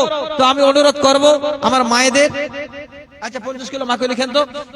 এই ভাই আমার 500 টাকা আর 50 কিলো মাকই দিয়ে গেলেন, আল্লাহ তুমি দানকে কবুল করো। কি নাম? আলহামদুলিল্লাহ। হোসনে আরা খাতুন বোন আমার 250 টাকা আর 20 কিলো মাকই দান করেছেন, আল্লাহ তুমি দানকে কবুল করো। একটা বোন শুধুমাত্র 250 টাকা দিয়ে আর এই 20 কিলো মাকই দিল। আর একজন খালা আমার স্বামী নাই বলে 500 টাকা। মা জননী, আপনারা কেউ দিতে পারবেন না গো, একটু তাড়াতাড়ি করেন। দিদি দিল লক্ষ্মীর ভান্ডার রে, 500 থেকে দিদি দিল 1000, দিদি দিল লক্ষ্মীর ভান্ডার রে, খুশি হইল সব বৌদিরা আমার।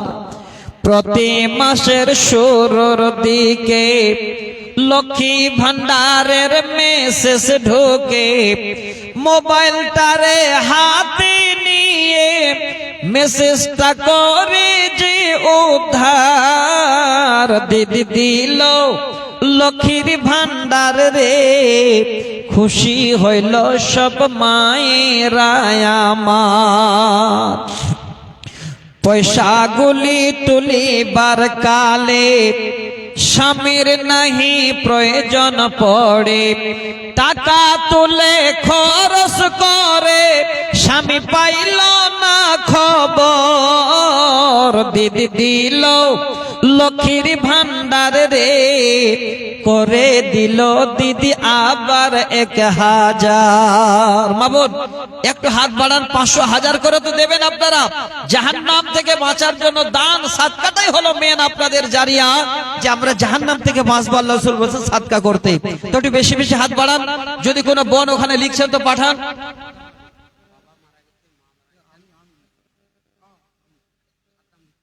ও আচ্ছা আচ্ছা, সৈফুর রহমান ভাই নিজে দিয়েছেন 1000 টাকা। 10 জন চেয়েছিলেন, একজন পাওয়া গেল। বাবা মা মারা গেছেন, আল্লাহ তুমি দানকে কবুল করো। ইনি কত বড় ভাগ্যবান। আমি আপনাদের ছোট একটা সহিহ মুসলিমের হাদিসের ইবারত শোনাচ্ছি। আমরা টাইম পাবো না, এই জন্য তাড়াহুড়া করছি।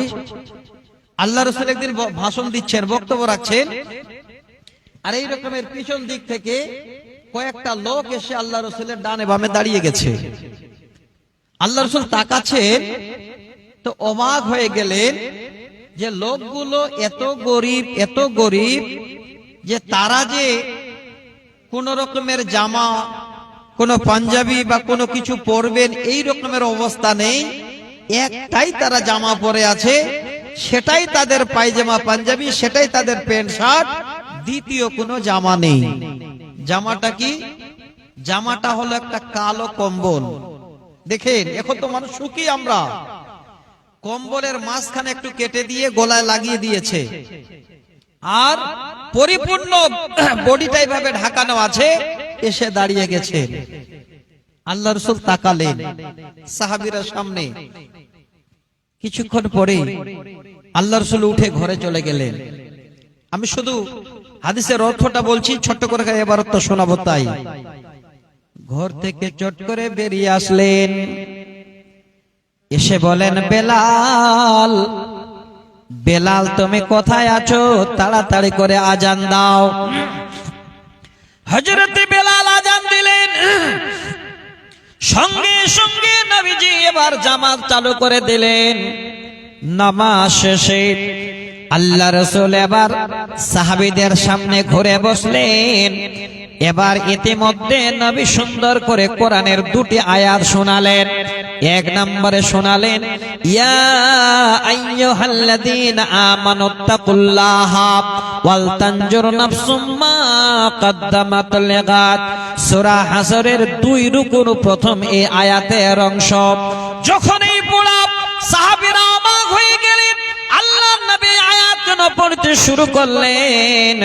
আল্লাহ এই আয়াতের অর্থ বলছেন, হে আল্লাহর বান্দার, আল্লাহকে বলে ভয় করো এবং আগামীর জন্য তোমরা নিজেদেরকে কি তোমরা পাঠিয়েছ। এই যখন কথা বলা, ইতিমধ্যে নবীজি বক্তব্য রাখছেন, সাহাবীরা বসে আছেন। পিছনের দিকে একজন সাহাবী দাঁড়িয়ে বলেন, নবী গো, একটু যদি আমাকে আপনি সময় দিন, আমি খালি বাড়ি যাব আর ঘুরে আসবো। পিছন থেকে এবার অর্ডার নিয়ে বাড়ি গেলেন। বাড়ি গিয়ে বিবিকে বলছেন, বিবি রে, এমন আয়াত নবী যেন আজকে আমাদের শোনালেন। আমি ছুটে আসলাম, বিবি দেরি করো না, তাড়াতাড়ি করে ঘরে কি আছে আমারে তুমি দাও। যেমন সাহাবী তেমনি তিনার স্ত্রী সরাসরি ঘরে এসে দেখেন কিছু খিজুর ছিল। এবার খিজুর যেন বড়াই ভরিয়ে দিয়ে স্বামীর ঘাড়ে তুলে দিল। তিনি সাহাবী বলছেন, আমি নিয়ে যাচ্ছি তো এমন মনে হলো হাতটা আমার মনে হয় ভেঙে যাবে। নিয়ে গিয়ে নবীর সামনে রাখলাম। ওই গরিব লোকেরা, মজার বংশের লোক, তারা দেখে আছেন তাদের গায়ে কোনো জামা কাপড় নাই। আল্লাহর নবী এবার ওই সাহাবীর খিজুর আনা দেখে চট করে জবান খুলে দিলেন, মান সান্না ফিল ইসলামি সুন্নাতান হাসানাতান ফালাহু আজরুহা ওয়া আজরু মান আমিলা বিহা মিন গায়রি আইয়ুন কাসা মিন উজুরিহিম শাই। আল্লাহর নবী হাদিসটা শোনালেন, হে আমার সাহাবীরা শোনো রে, যারা আজকের দিনে এই রকমের একটি নতুন কাজের সূচনা করে দিল, সে আল্লাহর কাছে নেকি পাবে। এই কাজ দেখে যারা করবে তাদেরকে তাদের মাধ্যমে সে নেকি পাবে, তবে কারো নেকি কেটে আল্লাহ কাউকে দেবেন না। এবার সাহাবীরা অবাক, আল্লাহ আমরা কেন জানতে পারি নাই? যদি জানতে পারতাম আমাদের বাড়ি কাছে ছিল, আমরা আগে গিয়ে গরিবদের জন্য বাড়ি থেকে কিছু নিয়ে আসতাম। সাহাবীরা তাড়াহুড়া করে বাড়ি যেতে লাগলেন। যার যেমন ছিল, কেউ কাপড় নিয়ে আসলো, কেউ খেজুর নিয়ে আসলো। নবী বলেন দুই দিকে দুইটা বড় বড় ঢের হয়ে গেল, একদিকে কাপড় একদিকে খেজুরের ঢের হয়ে গেল। আল্লাহ রাসূল যেন জানিয়ে দিলেন যে কাজটা জীবনে প্রথম সূচনা করেছে সে হলো আজকের দিনের বড় ভাগ্যবান। 1000 চেয়েছিলাম, 10 জনের মধ্যে যিনি প্রথম এসেছেন উনি ভাগ্যবান। আমি হাত বাড়িয়েছিলাম, যিনি প্রথম দিয়েছেন আজকে তিনি হলেন ভাগ্যবান। এই কাজটা আজকের দিনে আপনি সূচনা করেছেন, তবে এটা মনে করিয়েন না যে আপনার নেকি কেটে আল্লাহ কাউকে দেবে না। আল্লাহর কাছে নেকির ভান্ডার আছে। আল্লাহ বলছেন যালিকা ফাদলুল্লাহি ইউতিহু মাইয়াশা, আমি আমার নেকি বান্দাদের দিতেই থাকি, আমার নেকির ভান্ডার থেকে এতটুকু কিঞ্চিত কমে যায় না। তো ভাই আমার বন্ধু, আল্লাহর ওয়াস্তে যারা যে যেখানে আছেন, আর 1000 2000 করে দেওয়া যাবে না ভাই? তাড়াতাড়ি করেন, দেরি করিয়েন না। স্বয়ং আল্লাহর ফেরেশতার দোয়া নেবার জন্য আজকে এই জায়গাটা প্যান্ডেল দিয়ে ঘেরানো আছে। এই জায়গাটা বরকতময়, এই জায়গাতে আল্লাহর ফেরেশতা আল্লাহ পাঠাবেন। আপনারা হাত বাড়াবেন, আপনাদের বরকতের দোয়া করবেন। সহিহ বুখারীর হাদিস, হযরত আবু হুরায়রা হাদিসের রাবী, হাদিস নাম্বার আল্লাহু আকবার। দেখেন আজকে নিজের জীবন সঙ্গিনী বেঁচে নেই, 500 টাকা দিয়েছেন, তার সঙ্গে একটা নাগ মাছি নাকের ফুল ছিল, সেটাও যেন আল্লাহর রাস্তায় দিয়েছে, আল্লাহর ঘরে। আল্লাহ তুমি দানকে কবুল করো। ইয়া হাইয়্যু ইয়া কাইয়্যুম বিরহমাতিকা নাস্তাগীস। ওহে বারে দোয়া করে তোমার কাছেতে ভাই এসেছিলেন আল্লাহ এই মজলিসতে, শুনলাম আল্লাহ বিবি নাই দুনিয়া মাঝার, ছেড়ে চলে গেছেন ফের কবরের মাঝার। যত দূর যায় আল্লাহ চোখের নজর, প্রশস্ত করিবে আল্লাহ বিবির কবর। বিবির নামেতে ফের 500 দান, হাতে দিল আরো নাক ফুল, তাই যে প্রমাণ। পুরকালে আল্লাহ তুমি জান্নাত দানিবে, কবর আল্লাহ তার প্রশস্ত বানাবে। আল্লাহুম্মা আমিন আমিন আমিন সুম্মা আমিন। একটু হাতটা বাড়ান ভাই তাড়াতাড়ি। ও আল্লাহ রে, আল্লাহু আকবার। লিখেন 500 টাকা আর 5 ব্যাগ সিমেন্ট দেবেন। কেন ভাই এই গ্রামে বাড়ি? দেখেন কত বড় দাতা। আমি 1000 চেয়েছিলাম, অনেক বেশি হয়ে গেল। মুসলিম ভাই আমার 500 টাকা আর 5 ব্যাগ সিমেন্ট দান করবেন। আল্লাহুম্মা আমিন। মুসলিম ভাই জান আল্লাহ ফের এখানেতে ছিল, 500 টাকা 5 ব্যাগ সিমেন্ট দিল। তোমার ঘরেতে আল্লাহ দিয়ে গেল দান, এই দান কবুল করো তুমি রহমান। বালা মুসিবত হতে বাঁচাইয়া দিবে, তোমার বান্দার দান কবুল করিবে। আল্লাহুম্মা আমিন আমিন আমিন সুম্মা আমিন। ভাই চাদর নিয়ে গেছে, যার যেমন জুটবে একটু হাত বাড়িয়ে দেবেন বন্ধু। আমরা কেউ থাকবো না, এটাই আপনার জীবনের সাথী। আজ না হয় কাল তুমি যাইবা কবরে, যাবার সময় দেখবে চে গো তোমার সবই রইল পড়ে। যাবার সময় দেখবে চে গো, আজ না হয় কাল তুমি যাইবা কবরে, যাবার সময় দেখবে চে গো তোমার সবই রইল পড়ে। যাবার সময় দেখবে চে গো। দাদা গেল নানা গেল, কেউ এলো না ফিরে, তোমার যাইতে হবে গো ভাইজান অন্ধকার কবরে, সবারই যাইতে হবে গো। আজ না হয় কাল তুমি যাইবা কবরে যাবার সময় দেখবে চে গো তোমার সবই রইল পড়ে যাবার সময় দেখবে চে গো।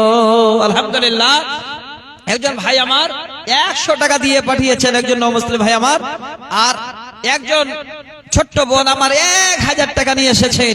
আল্লাহ তুমি দানকে কবুলে মঞ্জুর করো। আল্লাহ তোমার ঘরের জন্য দান করেছেন, আল্লাহ তুমি সেই দানকে কবুলে মঞ্জুর করে নাও। আল্লাহ তাদের বাড়িতে সুখের তুমি ফোহারা ছুটিয়ে দাও। আল্লাহ তাদের সুখ দাও, জীবনের ছেলে মেয়েদের আল্লাহ আদর্শবান ছেলে মেয়ে যেন তৈরি করতে পারে। আল্লাহ সেই ভাবনা চিন্তা মা বাবার মাথায় তুলে দাও। আল্লাহুম্মা আমিন, আল্লাহুম্মা আমিন। আচ্ছা ভাই, চাদরটাতে একটু দিয়ে দেন। আচ্ছা, আর কেউ দেবেন? যদি মনে করেন ভুট্টা দেব, মাকই দেব, ধান দেব, কেউ যদি মনে করেন সরিষা দেব, 250 টাকা নগদে দেব, 1 ব্যাগ করে সিমেন্ট দেবো, যা দেবেন আল্লাহর ঘরের জন্য একটু হাতটা বাড়ান। ভাইজান দেরি করবেন না, যতটুকুন পারেন আজকে দিয়ে যাবেন। এটাই আপনার সাথে মানে যাবে, রেখে যাবেন, ওয়ারিসেরা আপনার ভাগ করে নেবে, আপনার শুধু পোস্তানাই থাকবে, লাভ কিছু হবে না। একদিন তো যেতেই হবে। আমি অনেক কবিতা এর আগে শুনিয়েছি, যে কবিতাগুলো আগে খুব মনোযোগ সহকারে বলতাম। যতই সময় যাচ্ছে মানুষ কোরআন হাদিস বেশি শুনতে যাচ্ছে, তার জন্য এইদিকে একটু ঝোঁকটা বেশি হয়ে গেছে আমারও। আলহামদুলিল্লাহ, আমার 2 জন ভাই 500 করে। আচ্ছা ভাই যারা আছেন কমিটির লোক, যদি মনে করেন যে দেব, তাহলে একটু দিয়ে দেন। আপনাদের কাছে প্রধান বক্তা চলে আসবেন, এবার ওনার বক্তব্য শুনতে অনেক হয়তো লেট হয়ে যাবে, পরবর্তীতে দিতে চাইবেন জানি না, যদি নসিবে থাকে তো দেবেন, না হলে হয়তো চলে যেতে পারেন। তো আজকে আগেই যখন সুযোগটা এসে গেছে তো একটু হাতটা বাড়ান।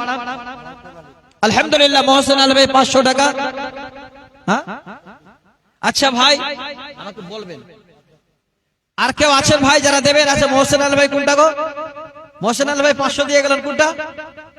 এবং মহসেন আলী ভাই আর 500 টাকা দেন, আর 500 টাকা দেন, লিখে দিবেন।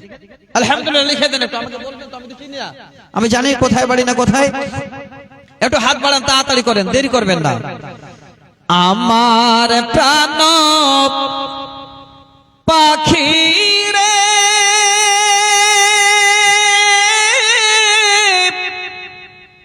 আমার মন ময়না রে, একদিন তো যাইবার পাখি আমায় ছাড়িয়া, একদিন তো যাইবার পাখি আমায় ছাড়িয়া, ছেলে মেয়ে পাশে বসে কান্দিবে পাগলের ভেসে, চোখের জলে পড়বে কোরআন খুলিয়া। 500 টাকা আর 1 ব্যাগ সিমেন্ট দিলেন। দেখেন একজন ভাই আমার কত আল্লাহর ঘরকে ভালোবাসেন, বিল্লু তৌড়ি, কি সুন্দর নাম। 100 টাকা আর 20 কিলো মাকই দান করেছেন। আহ মা হাওয়ারে, আদমেরই 2টি সন্তান, হিন্দু মুসলমান, হিন্দু মুসলমান। মন্দিরতে ঘন্টা বাজে, মন্দিরতে ঘন্টা বাজে, মসজিদতে হয় আজান। মা হাওয়ারে, আদমেরই 2টি সন্তান, হিন্দু মুসলমান, হিন্দু মুসলমান। নাম কেমন? বিন্দু তুড়ি। 100 টাকা আর 20 কিলো মাকই দিয়েছেন আল্লাহর ঘরের জন্য। দেখছেন কত বড় ভাগ্যবান। আচ্ছা এই দেশে তো মাকই হয় ভালো। আচ্ছা যদি মনে করেন যে আমরা একটু করে মাকই দেব, কমে যাবে না বন্ধু? কমে যাবে না। সহিহ বুখারীর হাদিস, নবী বলেন, মান তাসাদ্দাকা বিইদলি তামরাতিন মিন কাসবিন তাইয়্যিবিন ওয়ালা ইকবালুল্লাহু ইল্লা তাইয়্যিবা। নবী বলছেন, কোন আল্লাহর বান্দা যদি একটা খেজুরের বিচির সমান আল্লাহর রাস্তায় সাদকা করে, হিসাবটা ভালো করে বুঝিয়ে নিন।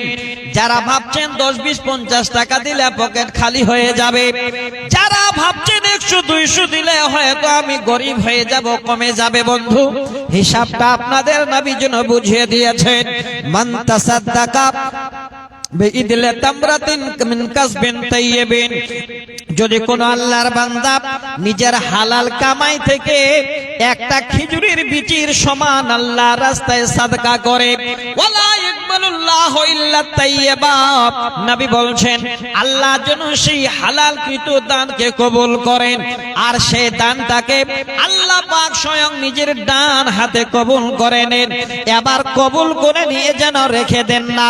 নবী বলছেন যেমন কোন একটা গাভী বাছুর দেয়, এবার বাছুরটা আস্তে আস্তে আস্তে আস্তে বড় হয়, ঠিক তেমন আল্লাহ রাব্বুল আলামিন ওই বান্দার সেই দানটুকু বাড়াতে বাড়াতে বাড়াতে হাত্তা তালা মিসলাল জাবাল, নবী বলছেন ওই দানকে বাড়াতে বাড়াতে পাহাড়ের সমতুল্য বানিয়ে দেন। কি নাম? আলহামদুলিল্লাহ। বেনামিতে ওই যে ভাই 500 টাকা দিয়ে দিচ্ছেন, 200 টাকা আর 2টি সিমেন্টের ব্যাগ দান করেছেন। আল্লাহুম্মা আমিন। ওহেবারে দোয়া করে তোমারও কাছেতে বেনামিতে 200 দিল মসজিদ নামেতে, আর 2 ব্যাগ সিমেন্ট এখানেতে দান। এই দান কবুল করো তুমি রহমান, বালা মুসিবত হতে বাঁচাইয়া দিবে, তোমারও বান্দার দান কবুল করিবে। আল্লাহুম্মা আমিন আমিন আমিন সুম্মা আমিন। আচ্ছা মোহসেন আলী ভাই 1000 মোট পুরিয়ে দিলেন। আচ্ছা মা বোনদের কাছে একটু চাদর পাঠান। মতিবুর রহমান, আলহামদুলিল্লাহ। ভেলাই হতে ভাই আমার মতিবুর রহমান ছিল, 1000 টাকা আল্লাহ নগদতে দিল। আল্লাহ তুমি এই দান কবুল করিবে, মতিবুর ভাইকে আল্লাহ সুখেতে রাখিবে, যতদিন থাকবে আল্লাহ দুনিয়া মাঝার সুখ শান্তি দিয়ে বাড়ি বাগ পারোয়ার বালা মুসিবত হতে বাঁচাইয়া দিবে। ভাইজানকে আল্লাহ তুমি সুখেতে রাখিবে। আল্লাহুম্মা আমিন আমিন আমিন সুম্মা আমিন। আলহামদুলিল্লাহ। কয়নুর খাতুন এক বোন মা কই দিয়েছেন, মা বোন আপনারা কি কেউ কিছু দেবেন না স্বামীর বিনা অর্ডারে? শোনেন আর একটা হাদিস শোনাচ্ছি আপনাদের, যদি স্বামী চিপটা হয়, কঞ্জুস হয়, বখিল হয়, ওই স্বামীর যদি পকেট মেরে লুকিয়ে লুকিয়ে মসজিদে 20 কিলো মা কই দেন তো কোনো গুনাহ হবে না। এই মায়েরা ফতুয়া পেয়ে গেল। হ্যাঁ, যদি স্বামী আপনার দান না করে, কেউ চাইতে আসলো স্বামী দিতে দেয় না, স্বামী যখন বাড়ি থেকে পালিয়ে যাবে ভালো কাজের জন্য আপনি দিলে দিতে পারেন। সহিহ বুখারীর হাদিস। নবী বলেন খুজি মা ইয়াকফিকে ওয়া ওয়ালাদিকে বিল মারুফ। এটা নয় স্বামী পালিয়ে গেছে আর কোথাও গিয়ে বাদাম মোটকা খাবো না। যদি দান করতে চান তাহলে দিতে পারেন, চুরি করে দান করবেন যদি স্বামী না দেয় তাহলে। আর ছেলেকে পড়াতে দিয়েছেন, বাবা ভালো ছেলেকে পয়সা দিচ্ছে না, স্বামীর পকেট মেরে আপনি ছেলেকে টাকা দেবেন, গুনাহ হবে না। আর ওই পকেট মার ধরা পড়লে বিচারও হবে না। আলহামদুলিল্লাহ। মকসেদ আলী 200 টাকা এক ব্যাগ সিমেন্ট আর 1000 টাকা কে? আচ্ছা বেনামিতে একজন 1000 টাকা, আল্লাহ গো তাকে তুমি কবুলে মঞ্জুর করো, আল্লাহুম্মা আমিন। আচ্ছা একটু হাত বাড়ানোর কে আছে? একটু তাড়াতাড়ি করেন, তাড়াতাড়ি করেন। আমি আপনাদের একটা খালি উদাহরণ দেব। এবার ছেলে মেয়েদের ছোট থেকে কি শিক্ষা দেবেন? জামাল মোহাম্মদ 25 কিলো মাকই। আর কে আছেন ভাই? দেন। আলহামদুলিল্লাহ। আরেকজন ভাই 500 টাকা। এই গ্রামে বাড়ি? এই গ্রামে বাড়ি না যদি না হয় আমি কাকে চাপবো? একটু বলতে তো হবে। আলহামদুলিল্লাহ। 500 টাকার 50 কিলো মাকই। আল্লাহ তুমি দানকে কবুল করো, আল্লাহুম্মা আমিন। মিত্রবাড়ি থেকে একজন ভাই আমার 400 টাকা, 50 কিলো মাকই। আলহামদুলিল্লাহ। আর জামাই আছেন আমাকে খোঁজ করেন তাড়াতাড়ি, এই গ্রামে জামাই থাকলে খোঁজ করে। আলহামদুলিল্লাহ। 400 টাকা দিয়ে 50 কিলো মাকই। জামাই হলো 14 গোষ্ঠী ঠাকুর, জানেন তো? আর এখনকার জামাই হলো শ্বশুরকে ধ্বংস করা। হ্যাঁ, আমার একটা কবিতা হয়তো ইউটিউবে দেখেছেন, কবিতাটার নাম হলো গতির ক্ষতি। শুনেছেন কোনদিন? হ্যাঁ, কবিতাটা একটু আপনাদের না শুনি আর পারছি না, কবিতাটা শোনাবো একটু। এই রকমের জামাই যদি ভালো জামাই হয় তাহলে কিন্তু আপনি শুনিয়েন না, আর খারাপ জামাই হলে শুনিয়েন। এবার ভালো খারাপ কোনটা, এর মধ্যে একটু পার্থক্য আছে। আবার দেখবেন এমন জামাই আছে দেখতে শুনতে খুবই ভালো, কিন্তু শ্বশুরের গলা কেটে দিয়েছে। কি দিয়ে কেটেছে? বেটিটা নিয়েছে, খাট নিয়েছে, এতগুলো টাকাও নিয়েছে, ফের চোরার বাইকটাও নিয়েছে। আসে না তাই বলেন? এবার ওই জামাই যখন ভেলাই গ্রামে আসবে, রাস্তা তো ইন্টারন্যাশনাল দেখলাম কালিয়াগঞ্জ থেকে, আলহামদুলিল্লাহ। এই রাস্তায় যদি গাড়ি চালায় ওই জামাই, তা আমার মনে হয় যে গাড়িটা কোন দিকে যাবে না যাবে ওটা দেখবে না, যেহেতু শ্বশুর বাড়ি আসছে, বুঝলেন? হ্যাঁ, আর ওই গাড়িটা যদি নিজে কিনা হতো তাহলে এইভাবে করে নিয়ে যেত, ঘুরে ঘাড়ে নিয়ে যেত। গাড়িটা দিয়েছে শ্বশুর, আর টাকাটা যে আসছে কিনা তেল ভরা ওই টাকাটা বাবার চুরি করেছে, আর না হলে মার কাছে নিয়েছে। আচ্ছা, ওই গাড়ির মায়া থাকবে? কোনোদিন থাকবে না।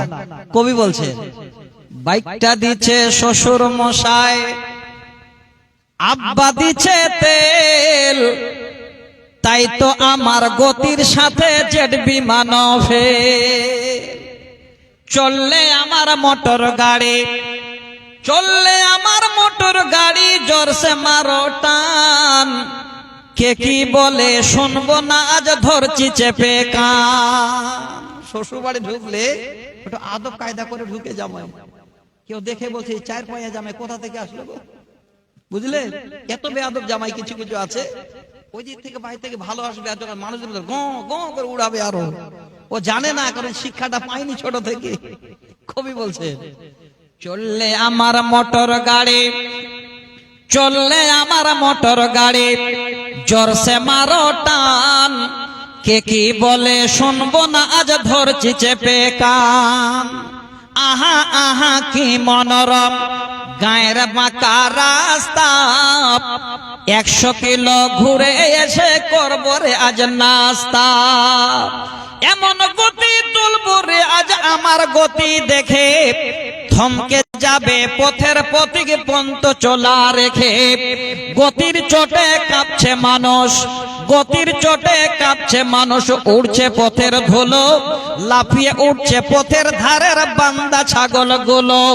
গতি আরো বাড়িয়ে দিলাম পত্তা পেয়ে সরু, হঠাৎ দেখি সামনে আমার বিশাল বড় গরু, ধাক্কা লেগে হুন্ডা আমার। এবার জামাইয়ের অবস্থা দেখি, ধাক্কা লেগে হুন্ডা আমার পড়ল গিয়ে খাদে, আমার তখন হুঁশ ছিল না, ফিরছে 2 দিন বাদে। এই রাস্তায় এমন মেরেছে, হুঁশ নাই, রায়গঞ্জে নিয়ে গেছে। 2 দিন পরে হুঁশ ফিরছে, তো দেখছে ব্যাপার কি, এখানে কেন? শুধু এখানে নয়, আরো কি হচ্ছে দেখেন। কবি বলছে, কাউসার আলী বাবা মার জন্য 505 টাকা।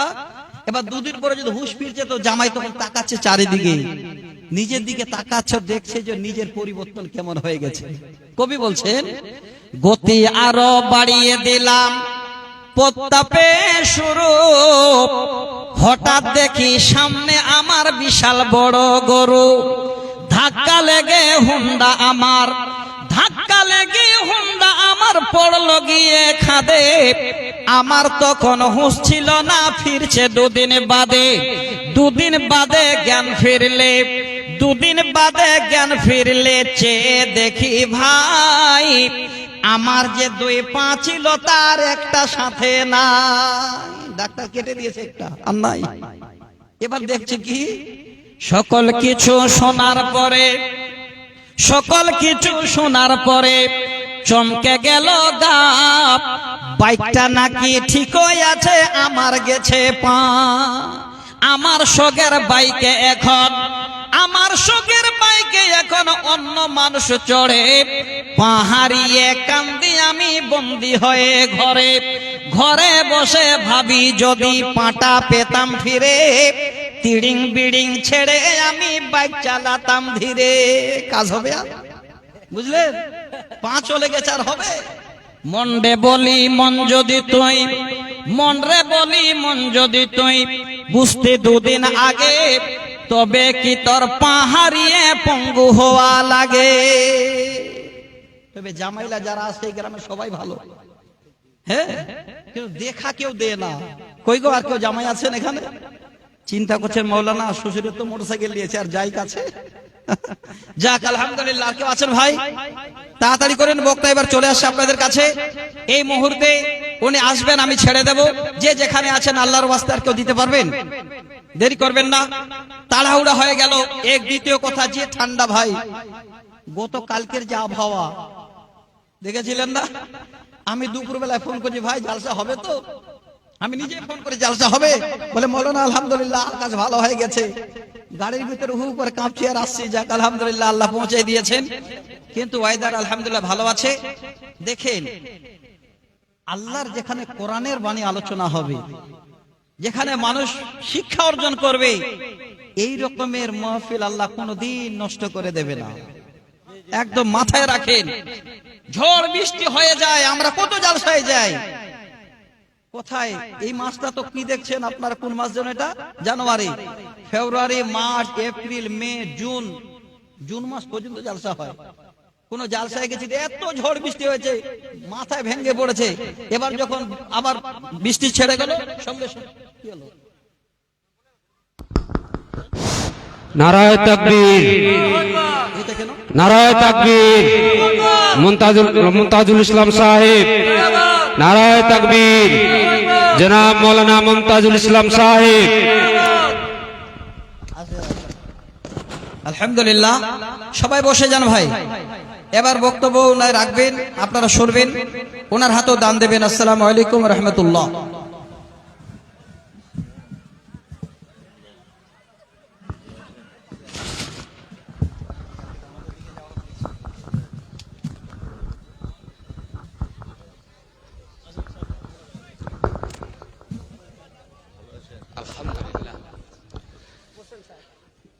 আসসালামু আলাইকুম। আপনারা অবগত আছেন যে গত 15 দিন আগে থেকে আপনারা হ্যান্ডবিলে পেয়েছেন আমাদের প্রধান বক্তা ফজিলাতুল শেখ জনাব মৌলানা মুমতাজুল ইসলাম সাহেব ইরফানি সাহেব। উনি আমাদের মঞ্চে উপস্থিত হয়ে গেছেন। এখন আপনাদের সামনে বা আপনাদের মাঝে বক্তব্য পেশ করার জন্য উনাকে আপনাদের মাঝে তুলে দিচ্ছি। শেখ জনাব মৌলানা মুমতাজুল ইসলাম ইরফানি সাহেব, কলকাতা বারাসাত।